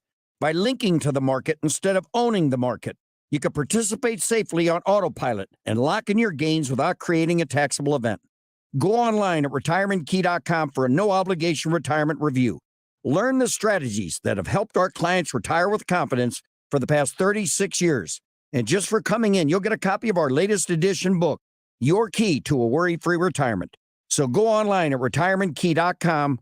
That's retirementkey.com. The Diamond Shop in Clayton since 1910. You know that you can have somebody who is in the business, have a jeweler that you go to that knows what they're doing when they have that kind of longevity. The Diamond Shop is an amazing store to drop in. If you're in Clayton, make sure you stop by and see what they have in stock, in store right there. A beautiful shop with the most amazing people. They're going to walk you through your purchase or just your shopping. Maybe you're just browsing. That's fine. If you want to have somebody in the business, if you want to have the people you go to when your watch breaks, or if you want to sell some gold, or if you need to have a repair done, or if you want to buy something real nice, you go to the Diamond Shop. They're your people. You just haven't met them yet, possibly. There are people in the Frey family. And when I am looking for a specific piece, I'm talking to them about a necklace, a cross necklace that I love that they actually had a version of to begin with. And these are the types of things that I will say to them, and then they tell me what they have, and then we work from there. They'll acknowledge your budget. They will walk you through the buying process. If you're an expert already, they'll be able to speak the language to get you the product, the piece that you need, and you will be yet another satisfied customer of the Diamond Shop. Become a VIP online at thediamondshop.net. If you're like most Americans, you can see things are out of control. Global problems have local consequences, too many of them. And if the next news headline spins us into chaos, you better be ready. Grocery store supply chains are only as strong as their weakest link. Don't wait for them to break. Today's the day to secure emergency food for everyone in your family.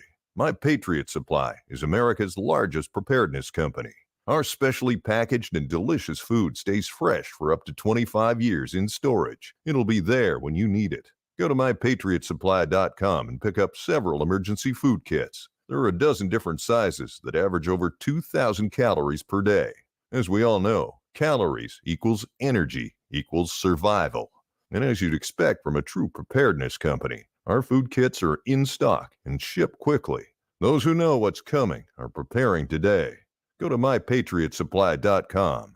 mypatriotsupply.com. This station is now conducting a test of the emergency alert system. This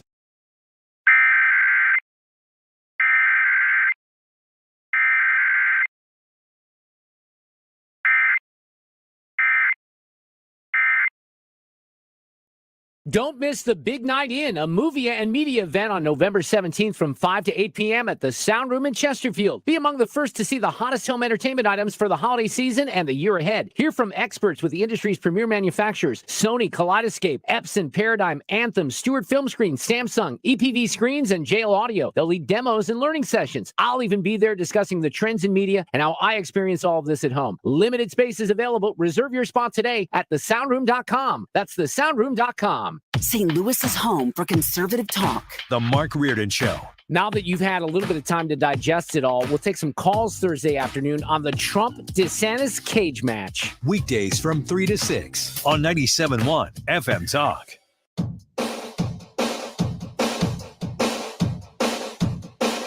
I got my mind set on you. I got my mind set on you. I got my mind set on you. You're listening to The Annie Frey Show on St. Louis's home for conservative talk. A whole lot of spending money. Find the podcast, on-demand audio, and more at 971talk.com/Annie. It's gonna take time. Such a great song. Just want to keep listening to it. I haven't heard it in years. reason to do it, to do it, to do it, to do it, to do it, to do it right. Who sings this? George Harrison. Is it? Okay. That's what I thought. I feel like I can see, I have this like vision of the music video in my head. You know what it But reminds? it kind of reminds me of like a Robert Palmer song. So I don't know. So this reminds me of growing up. My parents had a 1985 Mercury Cougar. It had a gray interior.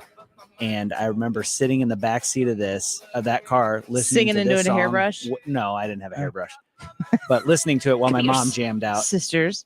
And the other one that sticks out for the same reason is The Heat Is On, which I think is Stevie Wonder.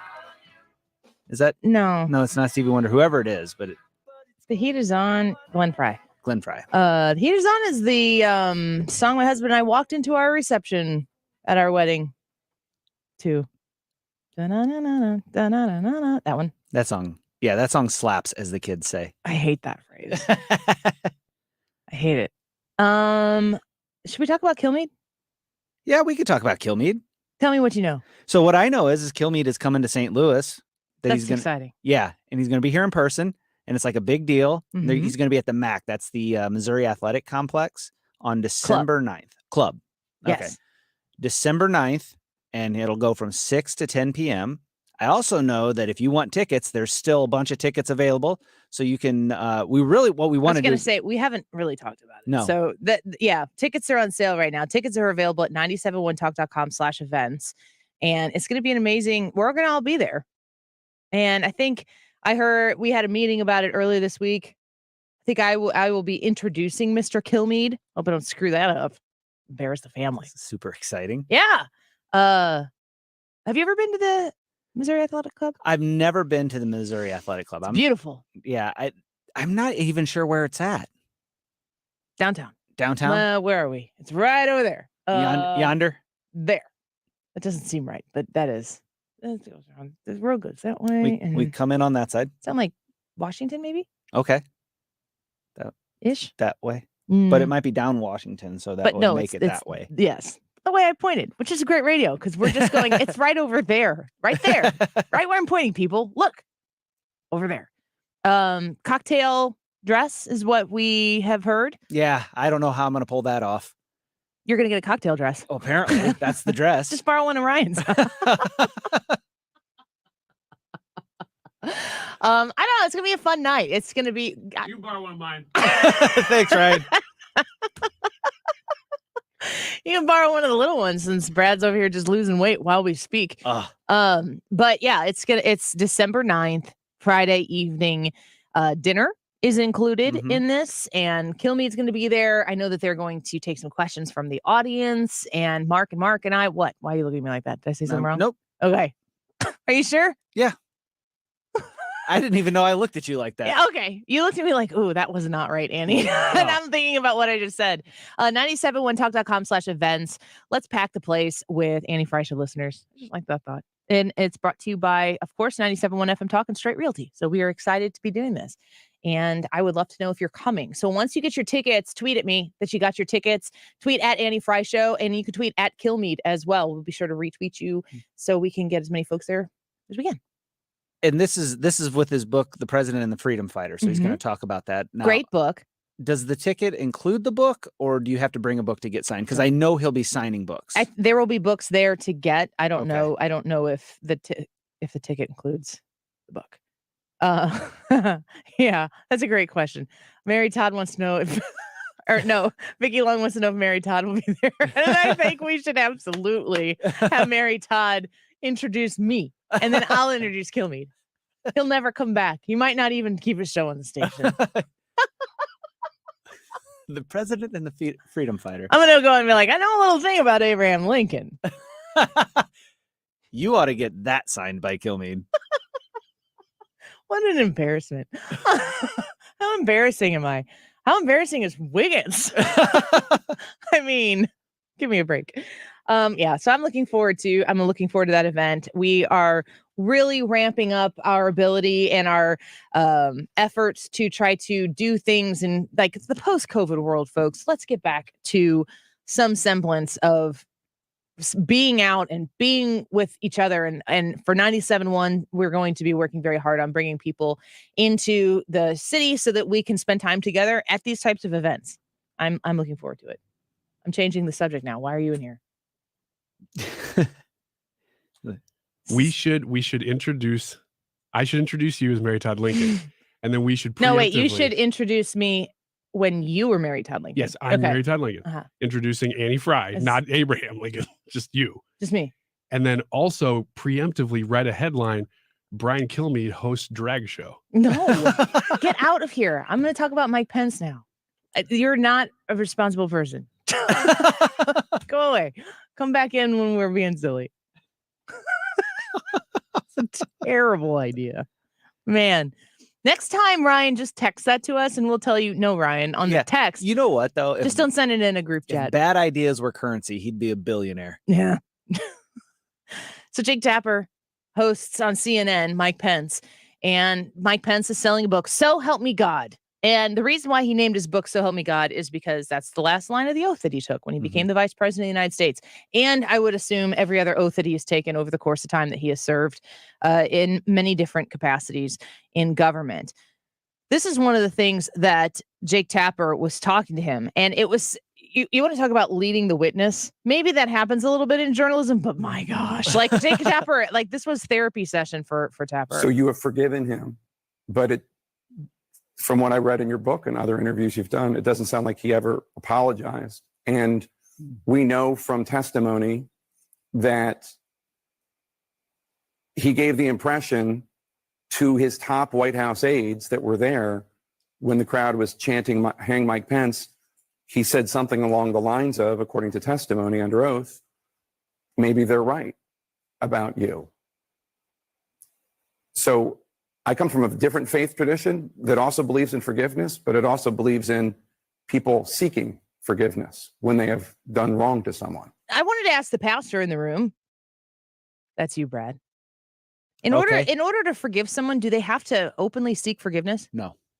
That the very first sermon I ever preached was on forgiveness, and my understanding and my studies in the scriptures say that forgiveness is given before the person even seeks forgiveness. At least that's what's expected of the believer, because that's what was provided to the believer by Jesus.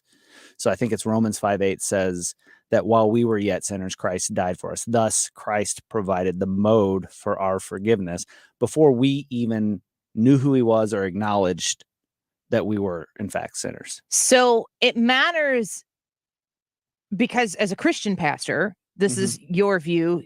Mike Pence is evangelical Christian.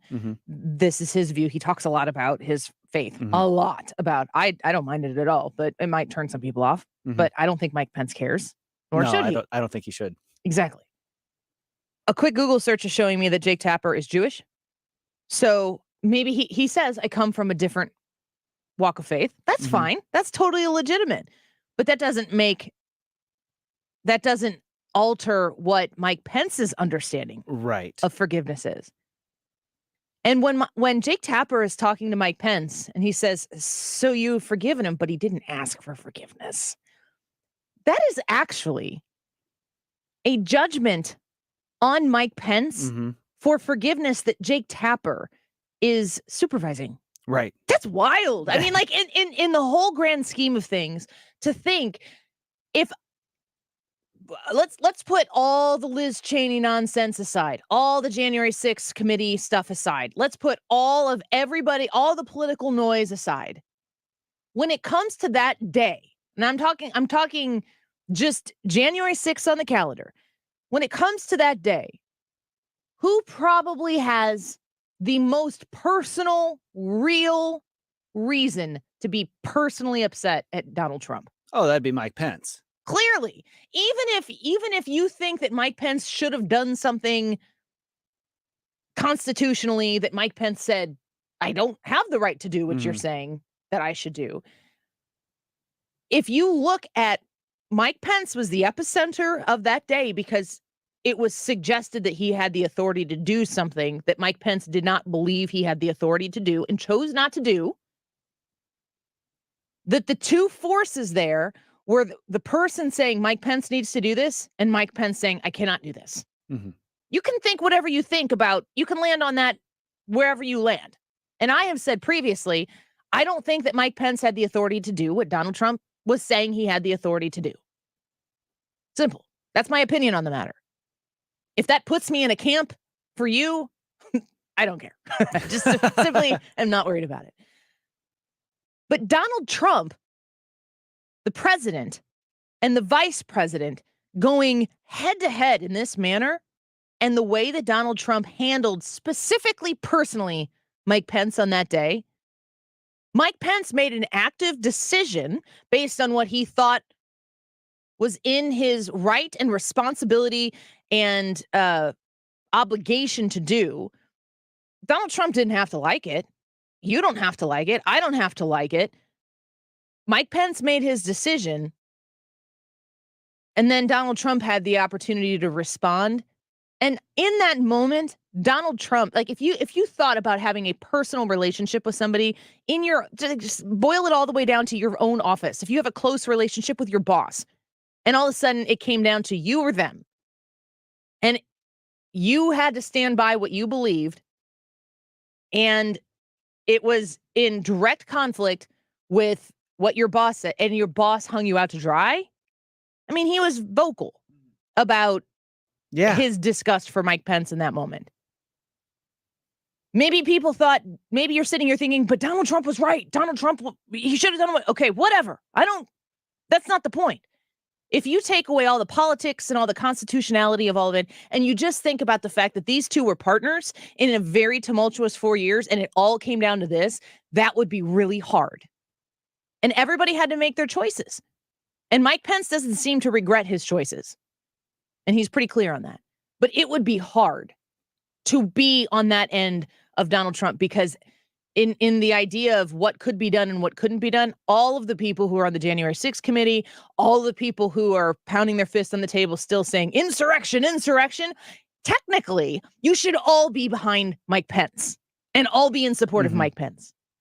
But to Jake Tapper, Mike Pence has not done enough. Right. Because he has not sufficiently given Donald Trump the what for that Jake Tapper demands. Yeah. Whoa. Seek help. Insurrection or not, when you're talking to the man who was the face of the opposition to Donald Trump, you would think that CNN would be like, we got the guy, we got 2 hours with the guy who went head to head with Donald Trump and pushed Donald Trump back and kept him from overthrowing this election. We got Mike Pence on, and we're going to talk to Mike Pence.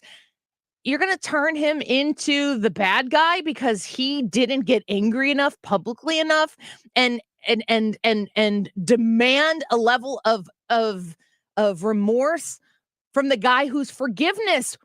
The forgiveness that Donald Trump needed was Mike Pence's forgiveness, not CNN's forgiveness, not Jake Tapper, not in this specific instance. And I'm not talking about the whole constitutionality of it. I'm not talking about the idea of insurrection or not. I'm talking about this specific instance between Mike Pence and Jake Tapper, and in the conversation that exists on a town hall where they bring Mike Pence in to talk about his book and his personal experience with it. Jake Tapper, if you think Donald Trump owes the country an apology, say so. That's one thing. And that's not Mike Pence's forgiveness to give. But you cannot insert yourself into a one-on-one situation and judge somebody else's willingness to forgive unless you don't actually believe in forgiveness. You believe in revenge. And that's not healthy for the country. Here's more from Mike Pence. I walked into the room, and the president's chief of staff was present, but he quickly left. The president looked up at me, and he asked if Karen and Charlotte were okay.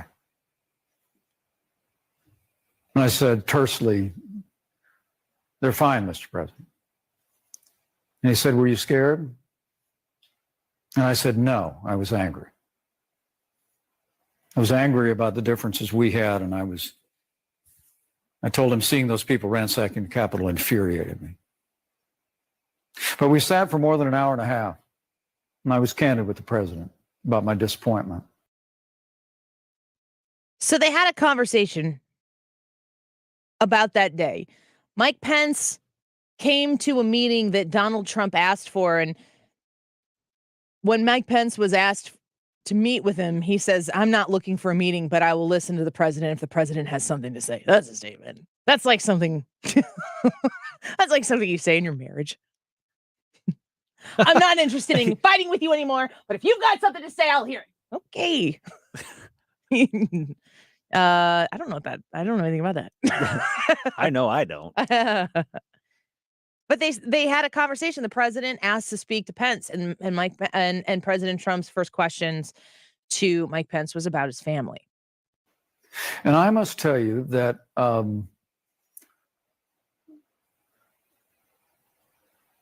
I sensed the president was deeply remorseful in that moment. Now, I know that's at odds with people's public perception about him, but I want to tell you it was true. I could tell he was saddened by what had happened. And we spoke through it that day. And I encouraged him to pray. He told me many times that he was a believer, and I told him, well, turn to Jesus, hoping that he would find the comfort there that I was finding in that moment. So Mike Pence says that he senses that the president was remorseful. I have a hunch. It's probably difficult for President Trump to say, I'm sorry. I know people in my life who have a hard time saying, I'm sorry. That doesn't make them not sorry. If you know somebody who maybe doesn't utter the words as much, can you still tell sometimes when they are clearly apologetic? If you're paying attention to them, you can. Yes. And if you care if they're sorry. Mm-hmm. Pastor, does it matter? Do the words have to be spoken for someone to be sorry? No. The words are just words. They're an outward confession of what's going on inside you. And if Mike Pence is seeking out, if Mike Pence was there to listen and he could sense that the president was remorseful, does that mean something?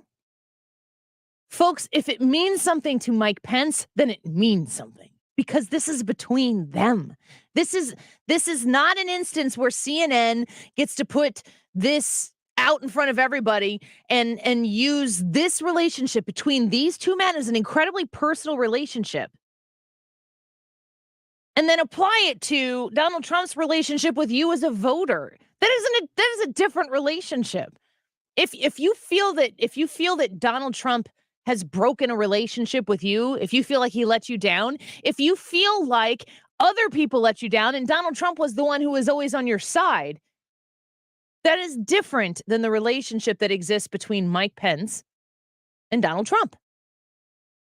And it is not Jake Tapper's position. It's not my position. It's not your position to assess whether Mike Pence is in the right to sense remorse from Donald Trump. And if Mike Pence, of all people, is interested in sharing the fact that he sensed remorse from Donald Trump, I think that kind of says something. Because Donald Trump, front and center, blocked from everything that day. That was when the hammer came down and he was no longer able to communicate with people through social media, which is the main way that we talk to one another. If Mike Pence, who has already said publicly there will be better people to support in the Republican Party for president, if he's still out there saying Donald Trump was remorseful that day, to him, that should mean something in the context of those two individuals. And it's not for me to possess and be like, look how great of a man Donald Trump was. No, it's just between those two guys. And taking it and trying to appropriate it to fit my worldview, and Jake Tapper trying to take it and contort it to fit his worldview, that simplifies in a way that loses the value, the importance of two people in great conflict coming together and figuring out a way to potentially not necessarily see eye to eye, but look each other eye to eye. I think that matters. When we come back, I'm going to play for you Mike Pence saying to the president, there are two things that they would never agree upon. We'll find out what those two things are when we return. We hear a little bit more from the town hall between Jake Tapper and Mike Pence. I want you to go vote on the Annie Frey YouTube live chat poll if you haven't yet. Simple question. Do you like Mike Pence? Yes or no? Leave us a comment if you so choose. We'll be back in a minute.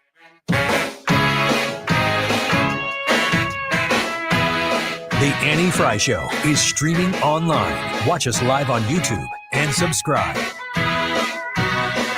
I got my mind set on you. I got my mind set on Did you know that feeling sluggish or weighed down could be signs that your digestive system isn't working at its best? But taking Metamucil every day can help. Metamucil supports your daily digestive health using a special plant-based fiber called psyllium. Psyllium works by forming a gel in your digestive system to trap and remove the waste that weighs you down. Metamucil's gelling action also helps to promote heart health and slows down sugar absorption to promote healthy blood sugar levels. Start feeling lighter and more energetic by taking Metamucil every day. Hurry into Mattress Firm's Black Friday sale. Get a king bed for the price of a queen or a queen for a twin and save up to $700. Plus, get a free adjustable base with qualifying Sealy purchase. Or shop Tempur-Pedic and save $500 on select adjustable mattress sets. Plus, get a $300 instant gift. Mattresses and bases are in stock for fast delivery. With our Love Your Mattress guarantee, get the lowest price and 120 nights to sleep on it. Only at Mattress Firm. Restrictions apply. See store or mattressfirm.com for details. If you are looking for a way to be a part of a solution, if there are issues that are facing you, especially when you think about these midterms and elections and all this stuff, and you're hoping that your guy or girl gets in there so that they can make a difference, don't count yourself out.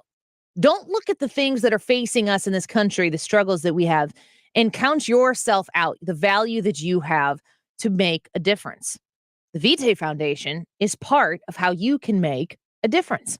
Go to adsforlife.org. That's adsforlife.org. Here's how it works with Vitae Foundation. The money that you donate right now by going to adsforlife.org, click donate in the top right, and make a $10 donation, a $5 donation, a $1,000 donation. You can do whatever you want.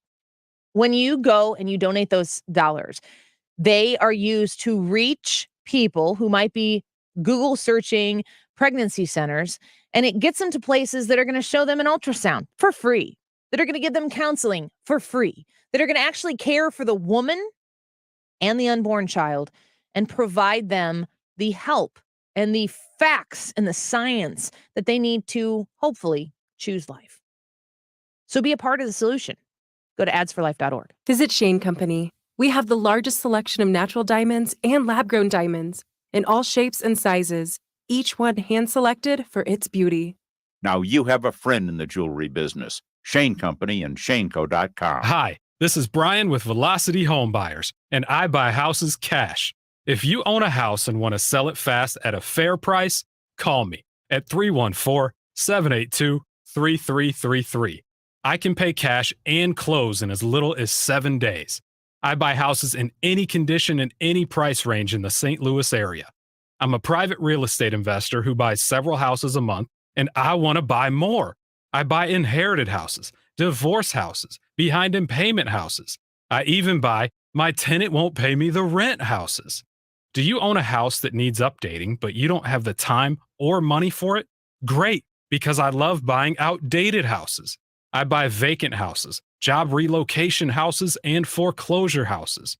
If you own a house and want to sell it fast, call me at 314-782-3333. That's 314-782-3333. It's here. Diamonds Direct's amazing pre-holiday store-wide sale. This weekend, 3 days of extra savings store-wide. That's an extra 20% off all earrings, all bracelets, all bands, all pendants, all fashion jewelry. Virtually everything in every case is on sale. The lowest prices of the year and your last chance for store-wide savings before Christmas. You can't miss this. Engagement rings on sale. Eternity bands on sale. Exclusive designer jewelry on sale. Details at diamondsdirect.com. Friday, Saturday, and Sunday only. And only at Diamonds Direct. Your love, our passion. You're listening to the Annie Frey Show live from the Air Comfort Service Heating, Cooling, and Insulation Studio. Air Comfort Service now offers insulation services. Did you know 9 out of 10 homes are under-insulated? Increase your energy savings and comfort with better insulation. For details, visit aircomfortservice.com. Big ideas, real debate, solid entertainment. You found it here. St. Louis's home for conservative talk. 97.1 FM Talk.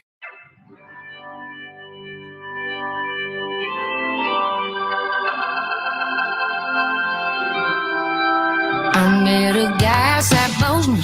He liked drinking and smoking. It was fun till he asked we could keep things open. And there was one in LA. You're listening to The Annie Frey Show. Follow Annie on Twitter at Annie Frey Show. On the way, Mama's been praying I'd do some changing after all this heartbreaking. It's finally got me thinking I should try Jesus. Welcome back to the Annie Frey Show. That's Elle King. She happens to be the same person who sings the theme song of the show. She's great. I love her. I've been talking about the Jake Tapper town hall on CNN with Mike Pence, and I found it to be really interesting, especially because it was kind of the meeting of two separate worlds colliding in a way. Like maybe they have a mutual enemy. I don't know. Like I said, strange bedfellows. But if you listen to the whole thing, Mike Pence never really crossed Donald Trump.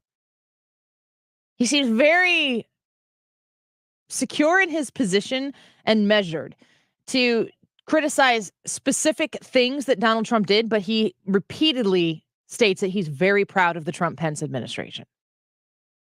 So we were talking about the conversation that Jake Tapper was pushing about if Donald Trump apologized to Mike Pence and Mike Pence said that Mike Pence forgave Donald Trump. He'd sensed that Donald Trump was remorseful.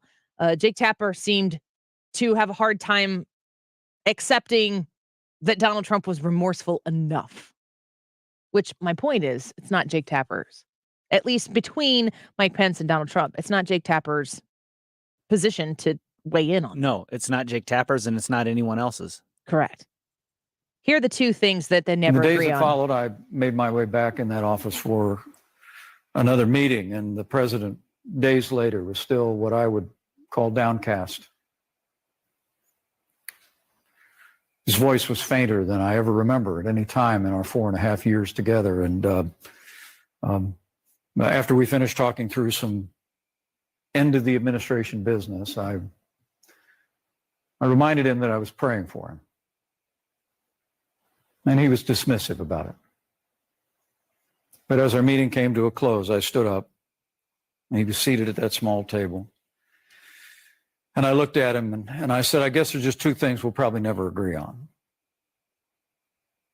And he looked up and said, what? And I referred to my role on January 6th.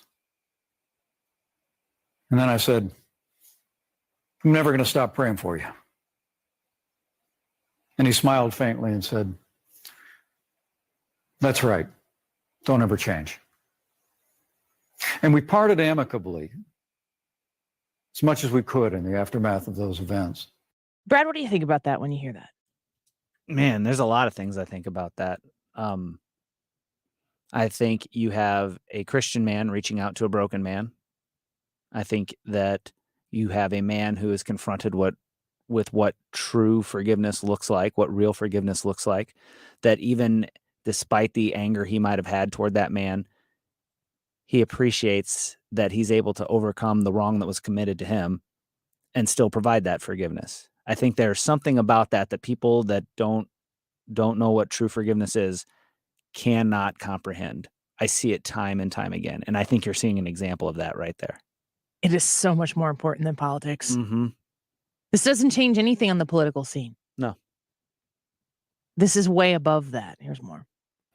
We spoke from time to time after we both left office. But Jake, after the president returned to the rhetoric that he was using before that tragic day in January, criticizing me and others who had taken a stand for the Constitution of the United States, I just determined it was best to go our separate ways, and we have.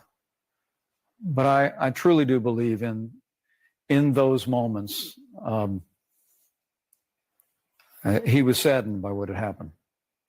And he conveyed that to me in ways that I'll never forget. I find that to be interesting. And like I hope that we can hear this version, this side of the story.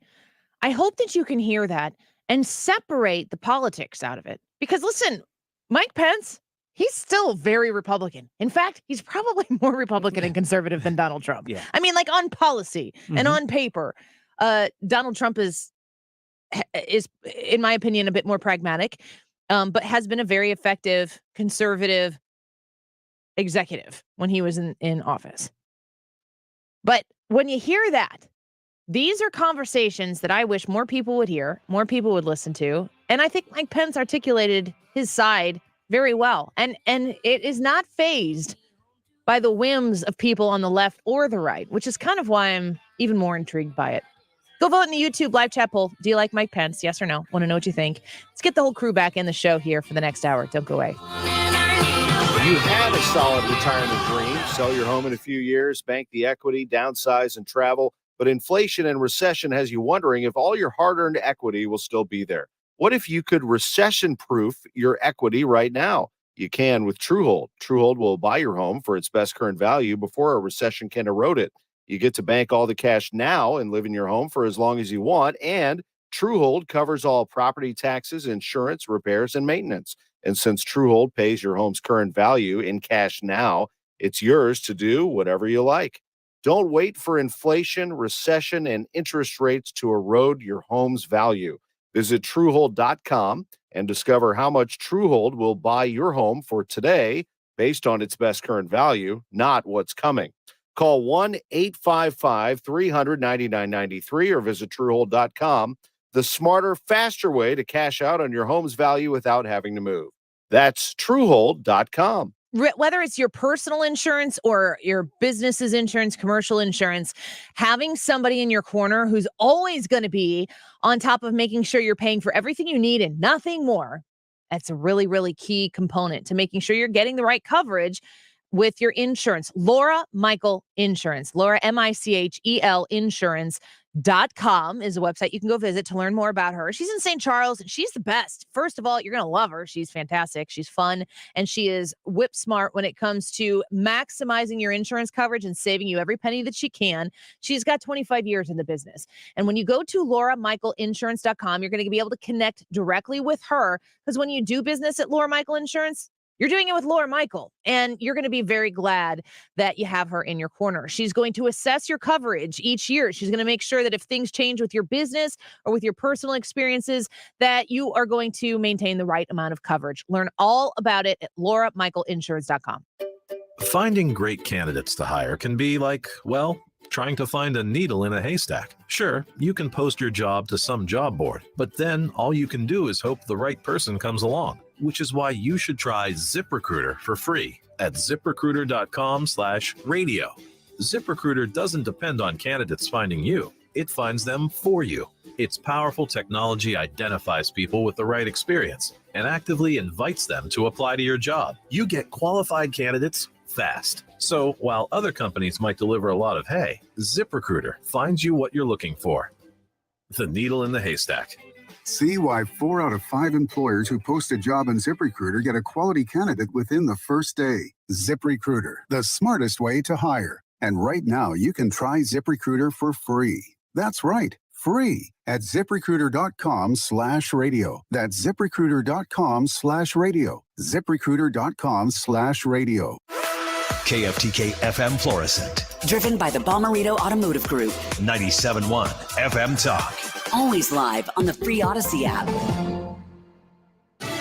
She's passing the torch. Lisa Brady, Fox News. With Republicans set to take control of the U.S. House in January, House Speaker Nancy Pelosi could have remained the top Democrat running for minority leader, but she's decided not to seek any leadership post. Nancy Pelosi served for 2 decades leading House Democrats as Speaker or as Democratic leader.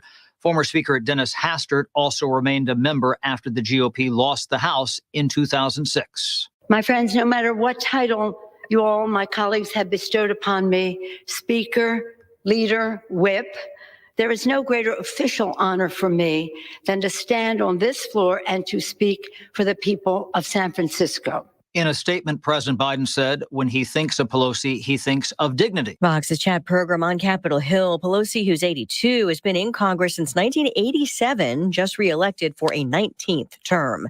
A California motorist now faces multiple charges in yesterday's crash into a crowd of Sheriff's Department cadets who were out for an early morning training run in Los Angeles County when more than 20 of them were hurt. 22-year-old Nicholas Gutierrez was charged with attempted murder of a police officer. More charges could come as several cadets remain in critical condition. Detectives suspect Gutierrez may also have been high at the time. He admitted being sleepy just after the accident, and deputies found marijuana in his car. Now, unlike alcohol, there's no legal limit on cannabis, but a recent study found motor vehicle fatalities involving pot more than doubled from 9 to 22% in the last decade, with THC, the psychoactive ingredient found to delay response times and affect the ability to change lanes. Fox's William Lajeunesse. Investigators have said Gutierrez was driving on the wrong side of the road and a field sobriety test was negative. Trafficking suspects in custody after a gunfight off the coast of Puerto Rico this morning. Customs and Border Protection says 3 of its agents were wounded. America's listening to Fox News. When cold symptoms keep you up, try Vicks NyQuil Severe for max strength nighttime relief. Just 1 dose of Vicks NyQuil Severe starts to relieve 9 of your worst cold and flu symptoms to help take you from 9 to none. Get some rest and feel better with Vicks NyQuil Severe. The nighttime sniffling, sneezing, coughing, aching, sore throat, stuffy nose, fever, best sleep with a cold. Medicine. Use as directed. Finding the right Medicare plan? Oof, no easy feat. Kind of like those dances my granddaughter loves making me do. But then I found Walgreens Find Rx coverage. Lets you compare plans online, over the phone, or in person. Made Medicare shopping so easy. Plus, I found plans with low-cost copays. I can get down with that. Medicare annual enrollment ends December 7th. Find a plan that's right for you at walgreens.com/Medicare.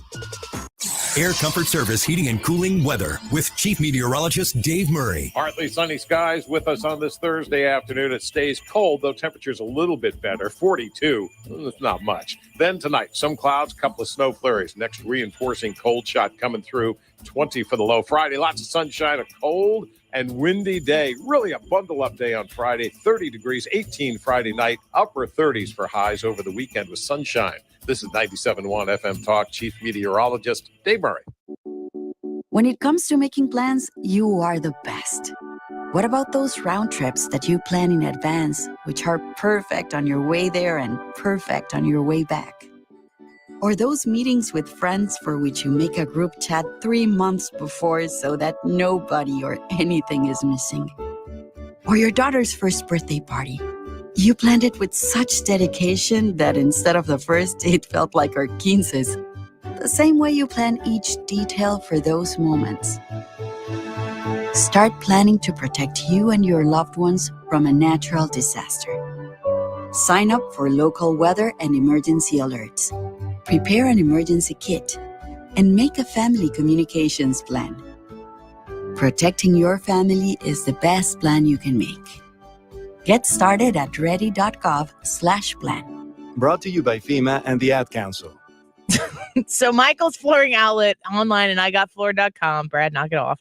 igotfloor.com is a website where you can see all the different products that they have available. If you're shopping for flooring, you need to at least go to Michael's Flooring Outlet before you make your final purchase. A lot of people will shop their flooring. Maybe if you're in a big box store or something like that and they have a flooring department, you might peruse that flooring section in order to see what's out there, kind of price out what things are going for. But make sure that you go to Michael's Flooring Outlet before you make that final decision. Why? Well, obviously because of value.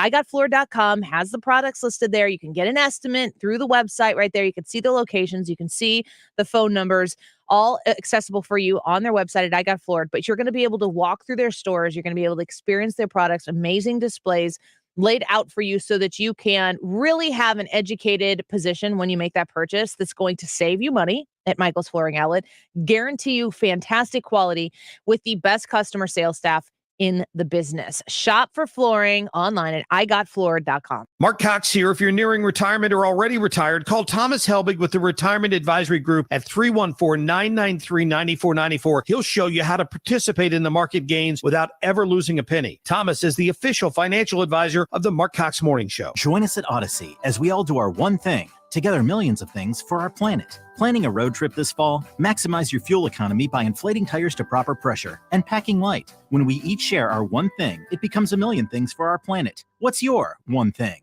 Sail with American Queen Voyages in North America's mighty rivers, Great Lakes, oceans, and expeditions to the wilds of Alaska. Call 844-744-0794 or contact your travel professional. Business is difficult right now, putting a lot of good workers at risk.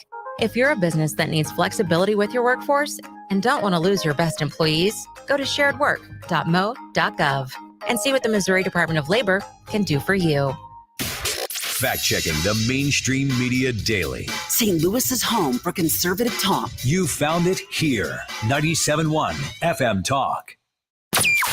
That is exactly what I needed to hear. Thank God someone here knows what they're talking about. That's us. That's right. Gotta love this American ride. Right, you need to take the time and get the full picture. Come on, turn the radio on. It's Saturday and I won't be long. Don't get me wrong. I love the ladies. I mean, they rev my engine, but they don't belong in the newsroom. It is Anchor Man, not Anchor Lady. What do you want from me? I'm not America's sweetheart. Goodness sake, kid. Keep your voice down. Your father's listening to the radio. I'm not America's sweetheart. This is the Annie Frey Show. It's not clear Democrats are necessarily going to nonetheless see that as a message to them that they lost control of the House. They'll continue to say, well, it wasn't as bad as it could have been. But the reality is here that now that they control that House, there's a big stop sign that's been put up, much as when Republicans took over in 2010 in the Obama administration.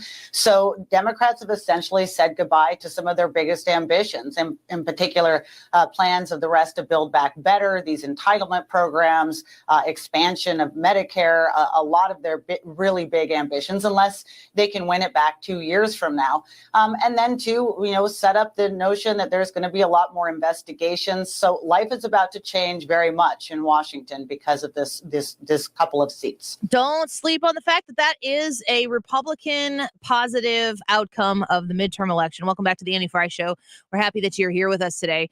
In the last hour, we talked with Tyrus, and then we discussed a little bit about the Jake Tapper, Mike Pence town hall that took place on CNN. Didn't know that was happening. Didn't set my DVR. Stumbled across it looking for the Blues game. Watched about an hour and 45 minutes of it. I was glad I did. And we went through some of the sound bites in there, and I just thought it was an interesting, the push and pull between Mike Pence. Like what Jake Tapper was just trying to get Mike Pence to say. Just say it once. Will you just please say it once? Will you please just tell us about how much Donald Trump sucks? Can you just go there? Just do us all a favor. And Pence wouldn't do it. And they talked about some other things, and it was funny to me at the beginning of the it was a town hall, so they had people asking questions.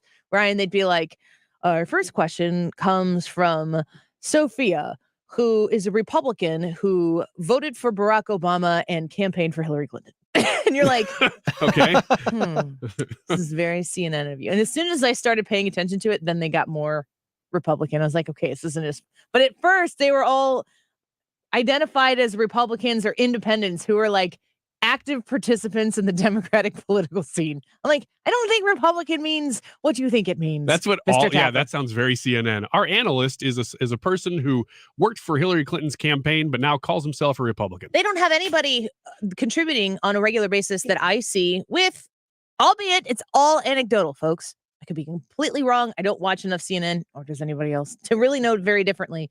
But they don't have any conservatives that get consistent airtime and have a strong voice on CNN that represent me. No, that's frustrating. If they go to the Republican strategist, to weigh in on something, it's always about Trump, and they always hate Trump.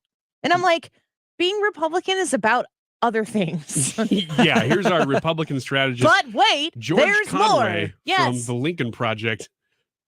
Come on. Anna Navarro. SE Cup.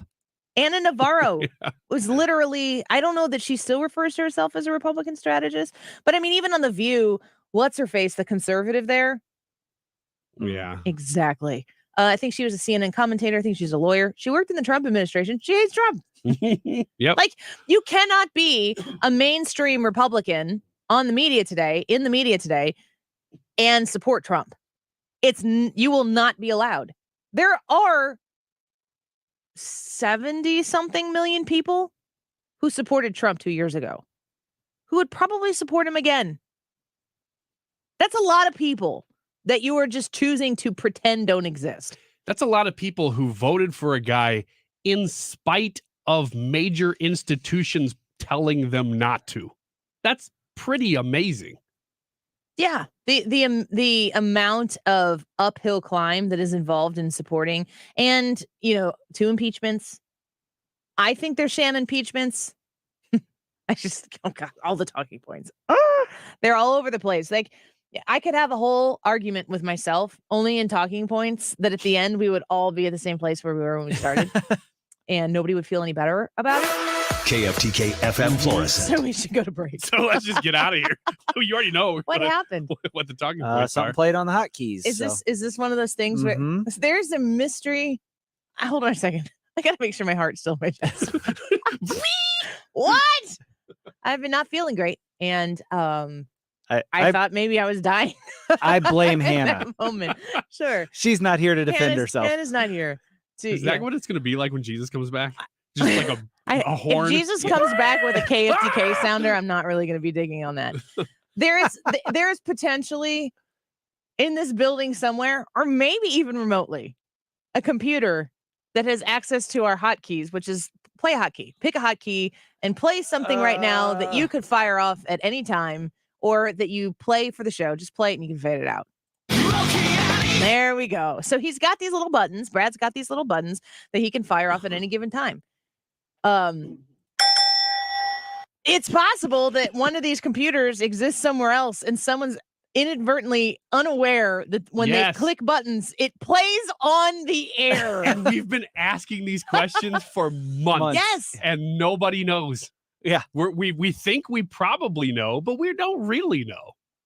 Do we know? And it's not local, because I could look and see those spinning, because whenever I play it, it shows me that particular hotkey is playing. So it's nothing. It plays out of nowhere. And I just imagine there's like an intern sitting in Kansas City somewhere like, well, this sounds fun. Yes. Yeah, no idea. Let's play this one. And then for some reason, it's on our air. It frightens me because I wonder what else could play on the air. Our boss probably knows exactly what's going on. It's probably Steve. And he's like, you know what? I'm just going to reserve the right to do this at any given moment. If I don't love the conversation, I can just interrupt it. People are saying we have a ghost. Pause for him to interrupt. Yeah. I was waiting for you to play something. I was going to hit the right ding. Steve. Man, that did scare me. You good? I kind of need to go pee right now. Fortunately, I still need to pee. Give me a break. I don't even remember what I was talking about. We were just talking about talking points. Mm-hmm. I was thinking, how cool would it be if we called them shampeachments? And that is the extent of where my thoughts were. I was just going to say, elaborate. For 6.5 minutes. Not really. No. I mean, what would be cool is if Studio Ghost would play an apropos sound bite right now, and I would just riff on it. That would be cool. But he's not taking the hint, so never mind. The ghost? Mystery Ghost takes no orders from anyone. I thought Mystery Ghost might have been Brad for a minute there, but he could just play something. You watched the whole hour and 45 minutes of that town hall last night, though? It was a 2-hour town hall. I stumbled into it about 10 minutes in. Did you feel like it was something where Mike Pence, obviously he's promoting a book, so that's there. But if you're a center left or even far left viewer of CNN and you watch a part of that, do you come away thinking, maybe I don't love Mike Pence any more or less, but I understand the positions that conservatives may have a little bit better. No, that was the whole point. Like Yeah. Jake Tapper only wanted to talk about January 6th. So there was not really a whole lot of progress made there in the 2 hours. Well, that's all a matter. That's a subjective question because what progress is to be made? Well, for me, it would have been less about whether it was Mike Pence or whether it was Donald Trump, exactly what you're saying, and more about here are the things that we believe as conservatives beyond just me as Mike Pence, but this is what we believe and why we think it's better to have Republicans in control. You decide for yourself. He said that stuff, but I'll go back to my other point where I said there are no representatives on CNN that reflect where I am, and CNN's point is not to reflect the. I mean, that's an active decision. That's not like a, oh my gosh, we don't have anybody on this station who actually is Republican and is not hateful to Trump. There's no like sense of unawareness of who they are representing, who they're over-representing, and who they are leaving out for the purpose of demonizing. Because to use a Trumpism, it's not him they're after you. Mm-hmm. It's your ideology. The worst thing that Donald Trump could have done in the presidency wasn't call people names or, make gestures that made people mad or say crude things. The worst thing he could do is be an effective conservative. And he was wildly effective in implementing conservatism in a way that they couldn't beat with the old playbook, which is, well, Republicans just think they're better than you, and they just think that your entire life should be based on their holy book, and look at how broken they are. Donald Trump was a pretty broken dude. Donald Trump never, ever suggested that he was some, high and mighty do-gooder that was going to ascend to office because it was the rightful place for him to take, and he wanted to do this virtuous thing for everybody else. We could go back and listen to, I'll play it again, because it was a really, really good point that Dave Chappelle made on Saturday Night Live the other day. We played this yesterday. Happy to play it for you again. Donald Trump was what Chappelle calls an honest liar. And when you listen to how he explains what Donald Trump did, the Democrats had no playbook to beat this. That made them mad. That made them angry. And the Democrats have mouthpieces in all of the right places, in education, in the entertainment industry, in the news media, in the reporting room. And apparently, people who are in the bureaucracy that is the United States government, they were more adherent to the party than they were to their oath to protect and serve. And when you listen to Dave Chappelle talk about who Donald Trump was and why he flipped the whole script, you understand why it would frustrate Democrats so much, because they had a pretty successful playbook of elevating Republicans to a place that when they fell from grace, it would be too far to fall to withstand the impact. And they beat them. And the Democrats never put themselves under the same standards that Republicans do, because Democrats are successfully able to set the standards of what a Republican is without involving any Republicans in it. Does it sound familiar, CNN? They are able to set the standards that a Republican needs to live by that a Republican could never live by. And they use the old traditional tropes suggesting that Christianity and whiteness and maleness, all of these things that they've turned into bad things that are they're just things that you are. They were successfully able to tie all those things together, put them on a pedestal so high that eventually when some level of brokenness would be exposed, they would fall from grace. And the Democrats would say, see, they're not better than you like they said they were. Well, they never necessarily, some of them do. But a lot of them don't say that about themselves. If you're doing Republicanism correctly, you're there to represent the people in a small government capacity. And the Democrats can win by default because nobody wants to be made to feel like they're lesser than somebody else. And they successfully were able to define Republicans as thinking that they were greater than. Donald Trump flips the script. And I'm watching the news now. They're declaring the end of the Trump era. Now, okay, I can see how in New York you might believe this is the end of his era. I'm just being honest with you. I live in Ohio amongst the poor whites. A lot of you don't understand why Trump was so popular, but I get it because I hear it every day. He's very loved. And the reason he's loved is because people in Ohio have never seen somebody like him. He's what I call an honest liar.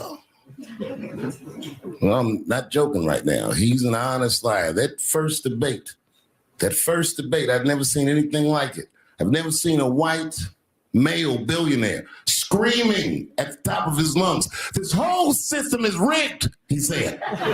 And across the stage was a white woman, Hillary Clinton and Barack Obama, sitting over there looking at him like, "No, it's not." I said, "Now, wait a minute, bro. It's what he said." And the moderator said, "Well, Mr. Trump, if in fact the system is rigged, as you suggest, what would be your evidence?" You remember what he said, bro? He said, "I know the system is rigged because I use it." I said, and then he pulled out an Illuminati membership card, chopped a line of cocaine up, and put it right into the podium.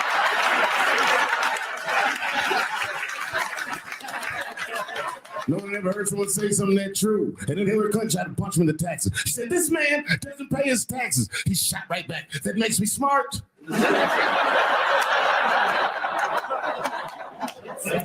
And then he said, "If you want me to pay my taxes, then change the tax code. But I know you won't, because your friends and your donors enjoy the same tax breaks that I do." And with that, my friends, the star was born. No one had ever seen anything like that. No one had ever seen somebody come from inside of that house, outside, and tell all the commoners, "We are doing everything that you think we are doing," inside of that house. They just went right back in the house and started playing the game again. I mean, I gotta hear that and go, where is he wrong about it? He very much so came out and said, "This is how the game is played, folks." He said repeatedly, "I voted to Democrats. I voted for Republicans. Why? Because I'm smart." He was playing the game. He knew how the game was played. And there's nothing like going into the game and knowing that the game is rigged and knowing how to play the game and saying, "I think I'm going to change this." People inside the system are, of course, not going to like it. The question is, can he take what he's done so far, the progress that he's made so far, can he see it across the finish line? Can he make it to the promised land? I don't know that he can, but we will continue to cover that here on the Annie Frey Show. Let's take a quick break. Your votes on the YouTube live chat poll. Do you like Mike Pence? Yes or no? Would love to know what you think about this. Go to the Annie Frey YouTube channel and give us your vote. Yes or no? Do you like Mike Pence? You can leave a comment as well in the chat. Hannah is setting some of those comments aside to feature at 2:45. We'll be back in just a minute. Don't go away.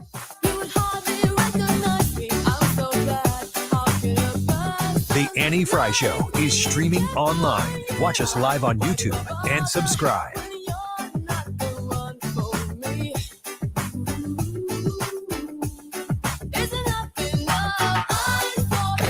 No one's more locked into the NFL than First and Pod. Which team right now do I think is better? I think right now Aaron Rodgers has a better chance. You've reached a point of no return when the Panthers blow you out. You get embarrassed by them. You scored 3 points, dude. Listen, I thought the Packers were the best team in the NFC until last week. So I'm pretty jarred here. I'm thrown for a loop. Subscribe to First and Pod on the Odyssey app or wherever you get your podcasts. What is luxury? It's a Genesis. It's a Genesis of St. Charles. It's going to treat you like a luxury customer, but they treat everybody that way. That's just the way they do business. But it's beyond just me saying it's a luxury car. It's free home delivery. It's 3-year complimentary maintenance. It's all the vehicles there for you to drive when so many dealerships don't have them for you to drive. You can pick one up right there, or you can custom one right there at Genesis of St. Charles. It's luxury treatment, but it's because they treat you right. They have salesmen that have been there for 20 years, and they don't leave because they have so many repeat customers. It's being treated right, even in the midst of this economic environment. They haven't changed the way they do business. You'll never pay more than MSRP there at Genesis of St. Charles. And again, you'll get 3-year complimentary maintenance just as part of the package with a Genesis. So visit them. They're located in the St. Charles Hyundai showroom, part of the St. Charles Automotive Campus, just a quarter mile east of Mid Rivers Mall. They're on Veterans Memorial Parkway. They make amazing happen. Genesis of St. Charles, online at genesisofstcharles.com. AMCO presents Bet You Didn't Know. Bet you didn't know that your car's transmission is made up of 800 pieces. Also, bet you didn't know that Amco's fixed over 40 million transmissions, and that Amco offers a nationwide warranty. Amco offers easy payment plan options for most any credit situation, so you can fix it fast and pay it off slow at Amco.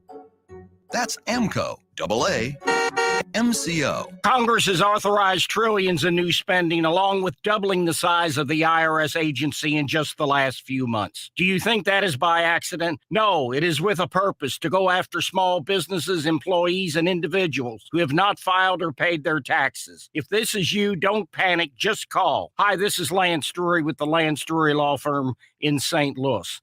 Interest and penalties on your tax bill won't stop until you take control. Call me, Lance Drury. I'll tell you in advance an affordable fee, which includes costs and expenses that works for your business and family. Your first visit to the Lance Drury Law Firm is free and confidential, so you have nothing to lose. Call me today. Remember, if you have IRS issues, you have legal issues. You need an attorney. You need us, the Lance Drury Law Firm. Call me, Lance Drury, at 314-260-6120 or go to Lance, DRURY law.com. The choice of a lawyer is an important decision and should not be based solely upon advertisements. Let's talk real estate. The St. Louis market is tricky for home sellers, with home values going down and not selling as fast, right?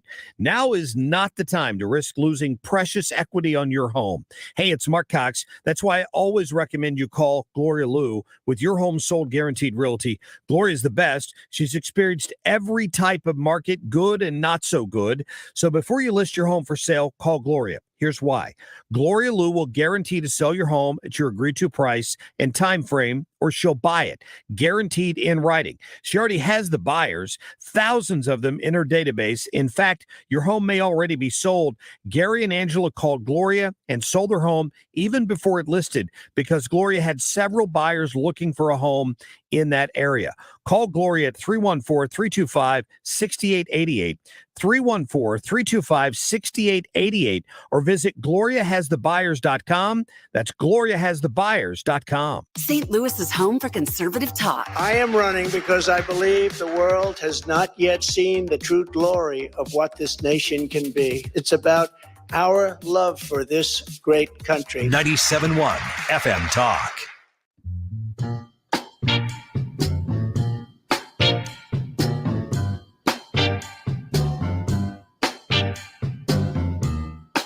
This is the Annie Frey Show. Interact with Annie on Facebook. The Annie Frey Show. When the night has come and the land is dark, and the moon is the only light we've seen. No, I won't be afraid. No, I won't be afraid. Just as long as you stand by me. Now, darling. Welcome back to the Annie Frey Show. Happy that you're spending some of your time with us. Thanks. We appreciate it. A reminder, go to 971talk.com/events and get your tickets to the Kilmeade event. We're excited to welcome Brian Kilmeade live at the Missouri Athletic Club, live at the MAC. December 9th. It's a Friday from 6 to 10 p.m. There's dinner involved, and we are going to welcome you. Tickets are going very quickly, so we want to make sure that you go and secure your tickets right now. 971talk.com/events. Room full of Annie Frey Show listeners. That's what I would love to see. And we are in negotiations right now with Mary Todd Lincoln, because Brian Kilmeade's book is about Abraham Lincoln, and we're going to see if she's available. Yeah, negotiations is the right word. They're ongoing. Ongoing and high demands. A lot of specifics to that writer. What do you think's all on Mary Todd Lincoln's schedule these days? Indoor plumbing. What? Yeah, what's her demands? A toilet that I can flush? That's the main Be thing. high on my list. Yeah. Because all of her, if you go to like the Library of Congress, or you go to Springfield and you see some of her old writers, they're all they don't You're have saying writers. Yeah, writers. Not her contracts. writers. No, not her writers. Her writers contracts. They have a lot of specifics about it, indoor plumbing. which it wasn't common back then. So Speaking of demands, Mhm. Elon Musk, there was an email that was leaked. Elon Musk has 6 rules for productivity. I want to know what we feel about these. Okay. He uses these 6 rules at Tesla, SpaceX, and now Twitter. Ooh, Twitter. Ooh. Liam Kircher, he's the founder of Clean from Zero. He tweeted this out, but they have the screenshot of this email from Elon Musk. He sent an email to the staff at Tesla with his 6 rules for productivity, and these are now going to be implemented at Twitter, according to this tweet. Number 1, avoid large meetings. Large meetings waste valuable time and energy. They discourage debate. People are more guarded than open. There's not enough time for everyone to contribute. Don't schedule large meetings unless you're certain they provide value to everyone. I'm going to answer that question. Big fan of that. Yeah, I don't really see. I mean, unless there's big company announcements that need to be made in person to everybody. Yeah, like congratulations if you're here, you still have a job. You made it. Congratulations. Good job. Everyone's like around high five, and they're like, "Oh crap, where's Sally?" Yeah. In the back, you'll see a literal gauntlet you have to run through to get out the door. Number 2, this is wild. Leave a meeting if you're not contributing. If a meeting doesn't require your input, value, or decisions, your presence is useless. It's not rude to leave a meeting, but it's rude to waste people's time. That is not true. It is rude to get up in the middle of a meeting and be like, don't need me. But what if the boss said it wasn't? Ryan's not even going to the meetings. I love that rule. Have you ever been in a meeting that, let's see rule number 1. Have you ever been in a meeting that's too big for you to matter? Mm-hmm. Yeah. It's most of the meetings I go to. I'm like, you really don't need me here. Mm-hmm. But have you ever been in there and, like maybe there's going to be an ounce of it that's going to touch your existence in the building or in the company, but it's really not about you. Or maybe it's celebrating successes of other people. And you're like, okay, this is cool. I could have had this in an email or whatever, but I don't really need to be present in order for business to be done here. I find it really interesting to marry the rules that I'm reading here with Elon Musk's attitude of do not work from home. Because when you work together, there is a collaborative atmosphere. Collaboration could also seem like meetings, but isn't there a huge difference between a meeting and collaboration? Mm-hmm. Yes. Yeah, that one seems like a nice idea, but in actuality would just be hard to do. I'm out. Peace. Yeah. Elon told me to. Yeah. Take it up with him. He's the boss. Richest man in the world. Number 3, forget the chain of command. Okay, yep, down with that. Communicate with colleagues directly, not through supervisors or managers. Fast communicators make fast decisions. Fast decisions equal competitive advantage. Yeah, I like that. I'm going to take everything to the very top from now on. No, that's not what he's saying. What he said. Mm. And also, like, when you think about these rules, basically, to me, what he's saying is the people who work here, I trust to do their jobs. Mm-hmm. And if I trust them to do their jobs, then just do your job and don't waste time going through. Before it was volleyball, now it's basketball. I'm teaching basketball offenses to 10-year-olds. Folks, it is very hard to teach an offense, which is first you go stand here. And then when the ball goes there, you're going to go over to here.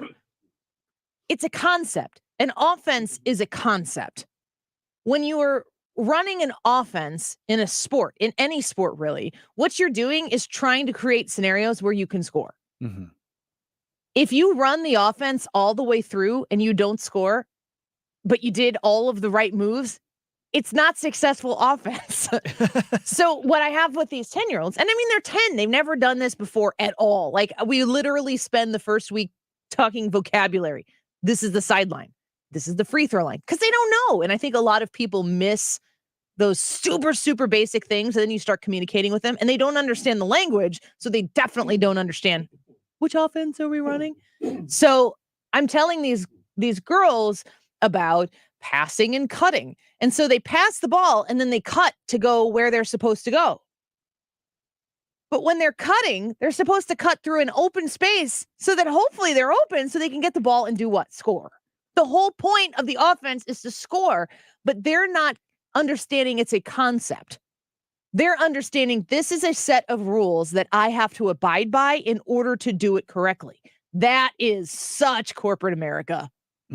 That's a great example. It's so apropos because if you're trying to score, if you're trying to make something happen, and when you're cutting to the open spot and you're open the whole time you're cutting, but I got to get to that spot. Coach told me I got to go there and I'm going to do what coach says.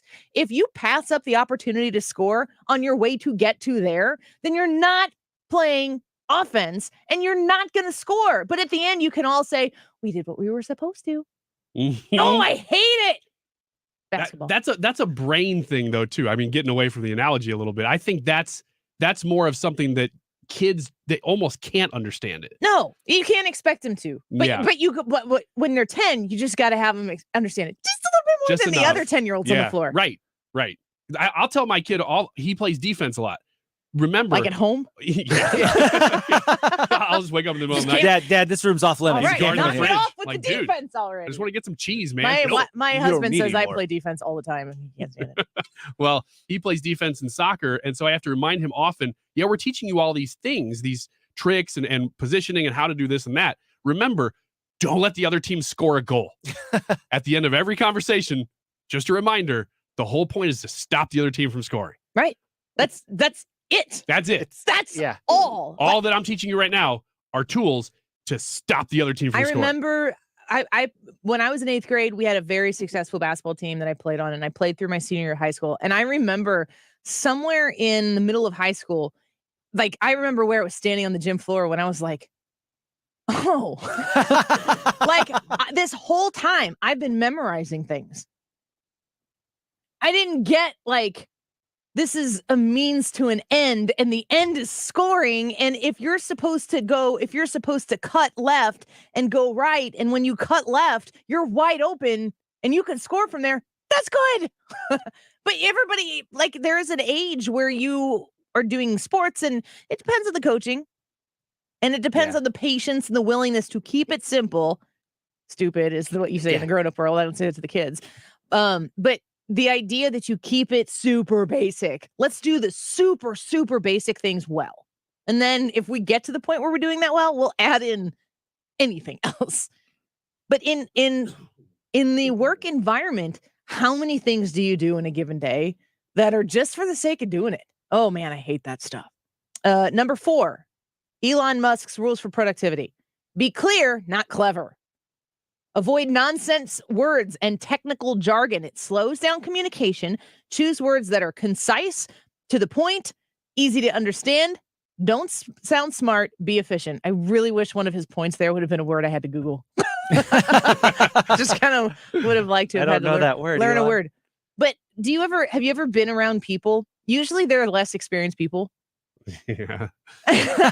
And they're really fancy talkers. Yeah. I don't know why I said it with that articulation. Really fancy talkers. But they come and it's to me, I am not as impressed about this as you're trying to make me be impressed by your capturing of the English language. Yeah, it's the phrases that I hate them so badly that I turn back and love them. Like if I get an email that has, let's grab the bull by the horns, let's strike while the iron's hot, I'm like, yeah, man, I love it now. I'm in. I hate buzzwords like synergy. We're trying to create a synergy here. It's like, what? No, we're not. I am now not. We're trying to create a fancy synergy here. Yeah. Teamwork. Go team. Number 5, ditch frequent meetings. There's no better way to waste everyone's time. Use meetings to collaborate, to attack issues head on, and to solve urgent problems. But once you resolve the issue, frequent meetings are no longer necessary. He's right. Yes. This is more of the, yesterday, you and I could have met for the sake of meeting, but that would have been dumb. No. Neither one of us would have wanted to be there. Half of our team wasn't there, and I don't even know what we would have tackled. I don't know either. All right. Last one. Use common sense. If a company rule doesn't make sense, contribute to progress, or apply to your specific situation, avoid following the rule with your eyes closed. Don't follow rules, follow principles. I like it. Mm-hmm. Yeah, I do too. All of what he's saying requires critical thinking all the time, which is probably what he's trying to achieve. And if you have a handle on having good employees, if you know that that you're not wasting resources on employing people for the sake of employing people, you can do that to an extent. But I mean, you have to have high expectations for the people who are contributing to the bottom line. To me, the biggest compliment an employer can give their employee is, I hired you, therefore I trust that you know what you're doing. Yes. And then the other side of that is then whenever I know that I trust that you know what you're doing, whenever something happens and people want to look at this employee, they stand behind you and like, no, I hired this person. I trust them. And I know they know what they're doing. When I was doing digital for 97.1, there was a wee bit of faking it till I made it type of a situation. But the truth is I started at 97.1 in February. I think it was February 3rd of 2009. So in 2009, think about where the internet was in 2009. Very different than where it is right now. So in that instance, I was coming in to work at a radio station, and radio is a fantastic historical medium for communication. The internet wasn't. So I was working for a radio station, but the department that I was in was a brand new one. And the people who were very successfully running a very successful radio station, the people who were on air, the whole team was very good at what they were doing. But the part that I was doing was still like kind of fresh and new. So there was a distinct amount of time where I was like trying to catch up and understand, like, how do I do this stuff here?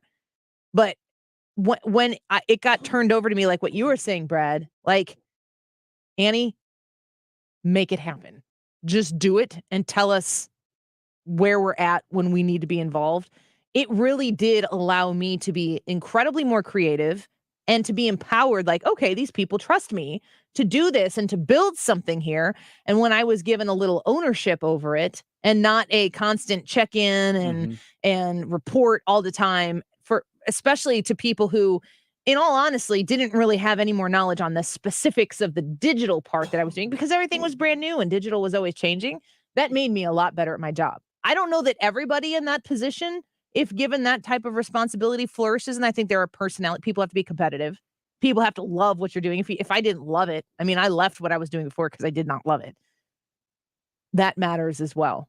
But I think Elon Musk is onto something. And I think that if you really believe in Tesla, or if you really believe in SpaceX, or if you really believe in Twitter, and you're given this, that's a lot of responsibility put on the employee, but it's also a lot of elbow room to grow and be successful. I had to figure that out coming here. I'd worked in multiple media environments, but coming here, things, and it's just the nature of the beast. Things happen so fast that you are just talking about in radio or 97.1? 97.1 particularly.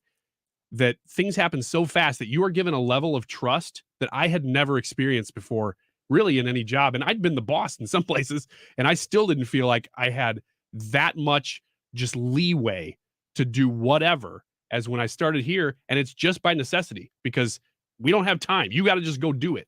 That's the way it is. Those sorts of rules, to me, foster creativity and innovation. And that's what you need to keep moving a business forward. And I think that's why you see the success and the innovation with Tesla, with SpaceX, with whatever other ones. And I think you're going to see it happen in Twitter. And I just think that there's just some time that's going to have to, for a lack of a better term, they're going to have to cull the herd at Twitter and get employees in that can handle that. In process of it right now. Imagine if you're trying to put people on Mars, and those people are in like weekly Tuesday meetings at 8 a.m. that are hour-long meetings. Hey, it's a putt-putt meeting. It just is like, imagine taking those people who have to do the unthinkable, the unimaginable. They have to think thoughts that have not been thought yet. And they're like, oh, I can't figure out how to do those physics because I got to sit in a P&L meeting at 3 p.m. on Friday. While they tell me that I need to get those physics done. Yeah. We need to have a meeting about why we are not getting our free Poke Bowls anymore.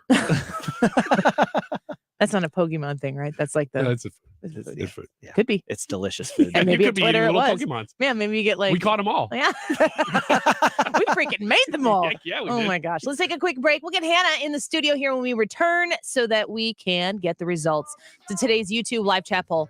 Do you like Mike Pence? Yes or no? Let us know. We'll be right back.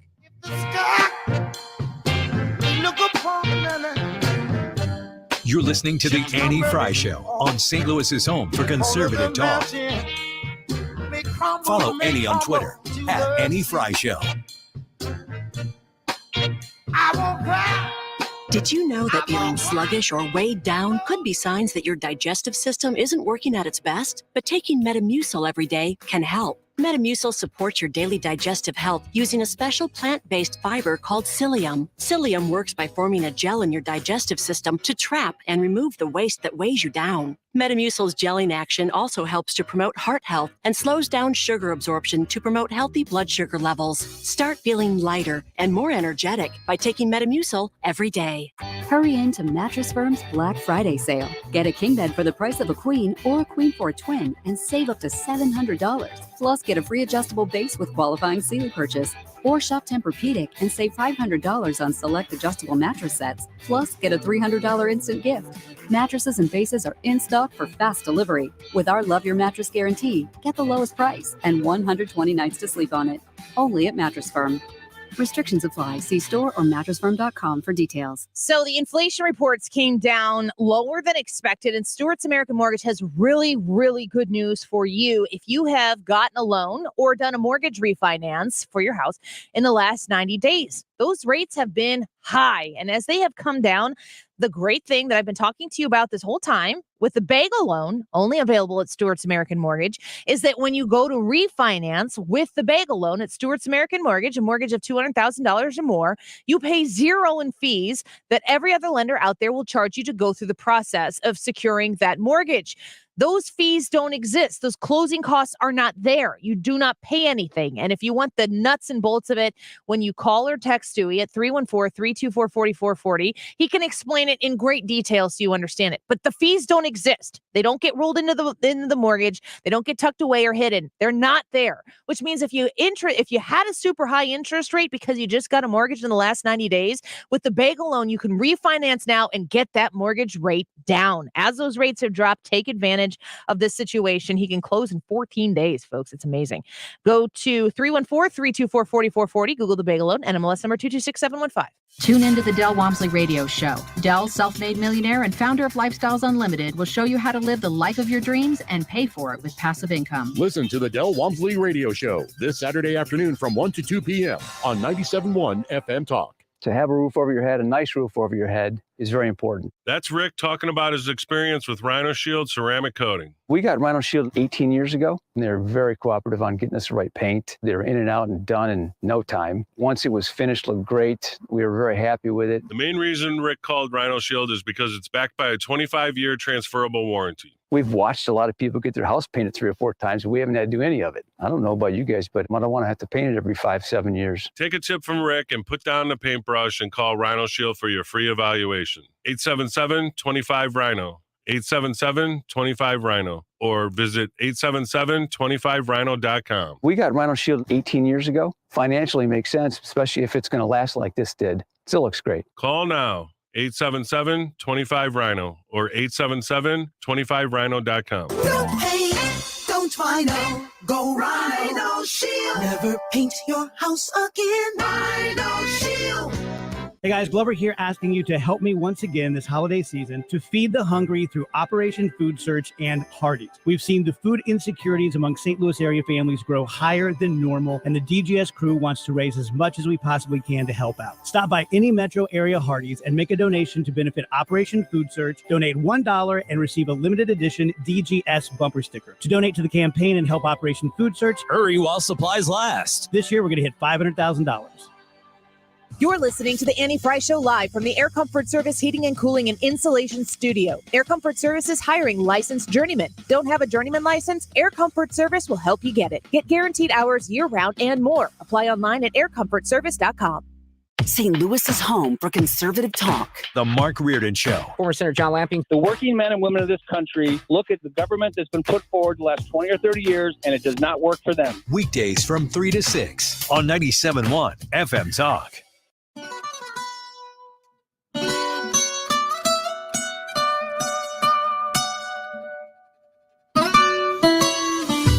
Come and move that in my direction. This is the Annie Frey Show. Such a blessing, yeah. Interact with Annie on Facebook. The Annie Frey Show. Oh, you are my sunrise on the darkest day. Got me feeling some kind of way. Make me want to savor every moment slowly, slowly. You fit me, telling me love how you put it on. Welcome back to the Annie Frey Show. How do you feel about the song? It makes me feel gross. What? Yeah, it makes me feel slimy, and it makes me feel like I'm a phony. I don't like anything about this song. It's a fantastic song. Why? It sounds like modern pop where they're playing a part. It's like there's no real to it. I'm comparing this to stuff that came from the 60s and stuff. It's like same age people, they would never put this out. I don't even really know what Yeah, that doesn't make any sense. No, it's a good song. Okay. I have found myself liking this Latin pop. I do too. I love it. I don't even care about that part. Just like the emotion. I'm like, bleh. Some of these songs make me want to drive off into the sunset in my 1971 Dodge Charger. I imagine Ryan Wiggins one day when this show stops working out for him, he's going to have a television show where he is a food critic, but he never actually tastes the food. I just look at it. I don't even know if you have to see it. You're gonna give raving reviews or destroying reviews to things. Maybe it's not even just food. Maybe you're just a critic. I'm just a critic, but I'm openly paid for my information. So That's whatever what a critic is. I mean, like Yelp. If only we had a word for this. Where Yelp takes certain businesses that buy better ad space, that would be me. I would just I feel like maybe I have a fever right now because the words that he's saying, they don't even. I'll tell you the truth. They don't even I don't even know how to respond. None of us. We're all like. We're all Maybe sick. we all have fevers. It's not you. It is not you. It is me. It is you? Entirely me. I've been saying this to my wife all week that I feel like I can't put together thoughts. I'm about 90% there. I'm so glad you're on my radio show. Well, hey, we've done pretty good up until now. Yeah, but you're saying things. Blah. I feel terrible. I have the word. I am so uncomfortable right now, and I don't know what's going on. And I'm not pregnant, so everybody just step off. This is what a pregnant lady would say right now. Ryan's been sick. Hannah's been sick. Brad's not feeling great. And we're all just like, gosh, I do not want to do this. Reardon is not in today. So we're like soldiering through. High five, everybody. And then sanitize. The past 3 days, we've just been asking, all right, who's coming in? Yeah, this morning I literally texted the group chat, who's coming to work today? Yep. And everybody was coming in. And at this point, we're all like not sure where we are. No, none of us are 100%. I want you to go back and listen to this segment. I don't want to. No. I don't. I Because really don't. I have no idea what you just said. That's been me trying to communicate to people here, to people at home all week. They're like, I think I know what you're saying, but you're not really saying it. I'm here to tell you, I have no idea what you're saying. Can we get to the poll? Because I kind of want to get confused about what Ryan thinks about Mike Pence. Before we get to the poll, tomorrow, Friday fun show, as always, we are going to do a poll about when it is appropriate to put up Christmas decorations. We will get our thoughts on it and your thoughts as well, and maybe decide once and for all when is the right time to put up Christmas decorations. But it's not going to change what I do. So stick around for that. All right, let's get to today's All right, poll. YouTube poll. Today it is asking, do you like Mike Pence? Yes. Should we or no? interpret this for Ryan so he understands What does what that we're mean, saying? though? Do Which Mike Pence? You talking about the former like- VP or the guy who fixed my driveway? His name was also Mike. Do you like Oh no, he was fixing the fence. Yeah, see, Mike I was Pence. almost there. Mike Pence. And actually, he was a plumber. I don't even know what he was doing on the fence, but he was out there. All All right, guys, come on. We're almost out of time, which is fantastic news. Do you like Mike Pence? Yes or no? With over 214 votes, 51% of the people say yes. Wow. They like Mike Pence. 49% of the people say no, they do not. Isn't that interesting? Very Woo! close. If we ask this audience, do you like Donald Trump? What do you think that the breakdown is? Do you like Donald Trump? 80-20. That's probably close. I'd say 75-25, 80. I'd say 85-15. I'd say 86-14. I'd say 87-13. $1. You got any comments? Yes, we have some good comments. Quick Rick said, Read the bad ones. Yeah, read the ones that don't make any sense. I like Mike Pence. I think he's got integrity and character. Hunter said, Mike Pence is kind of like a bagel without cream cheese. Like he's good, but missing something. There's nothing wrong with that. So funny. That's a great comment. He'd be better if he were a donut. Mike Forrest said, I can say this about Mike Pence. He has great hair. He attracts flies. Man, that's probably Vicky? the meanest thing you could say about Mike Pence for Donald Trump. Mike Pence has great hair. Ooh. Okay. Vicky says, as a person, yes, I like him, but he's very bland. Mr. Brownhill said, I like Mike Pence, but would not be anywhere near the top of my list for president. JR says, Mike Pence is a good man, but too much of an establishment type. Man, good. Thanks for voting in the poll today. Tomorrow, our poll will be about Christmas decorations, and the Mark Reardon Show is coming up next. Don't go away. All right,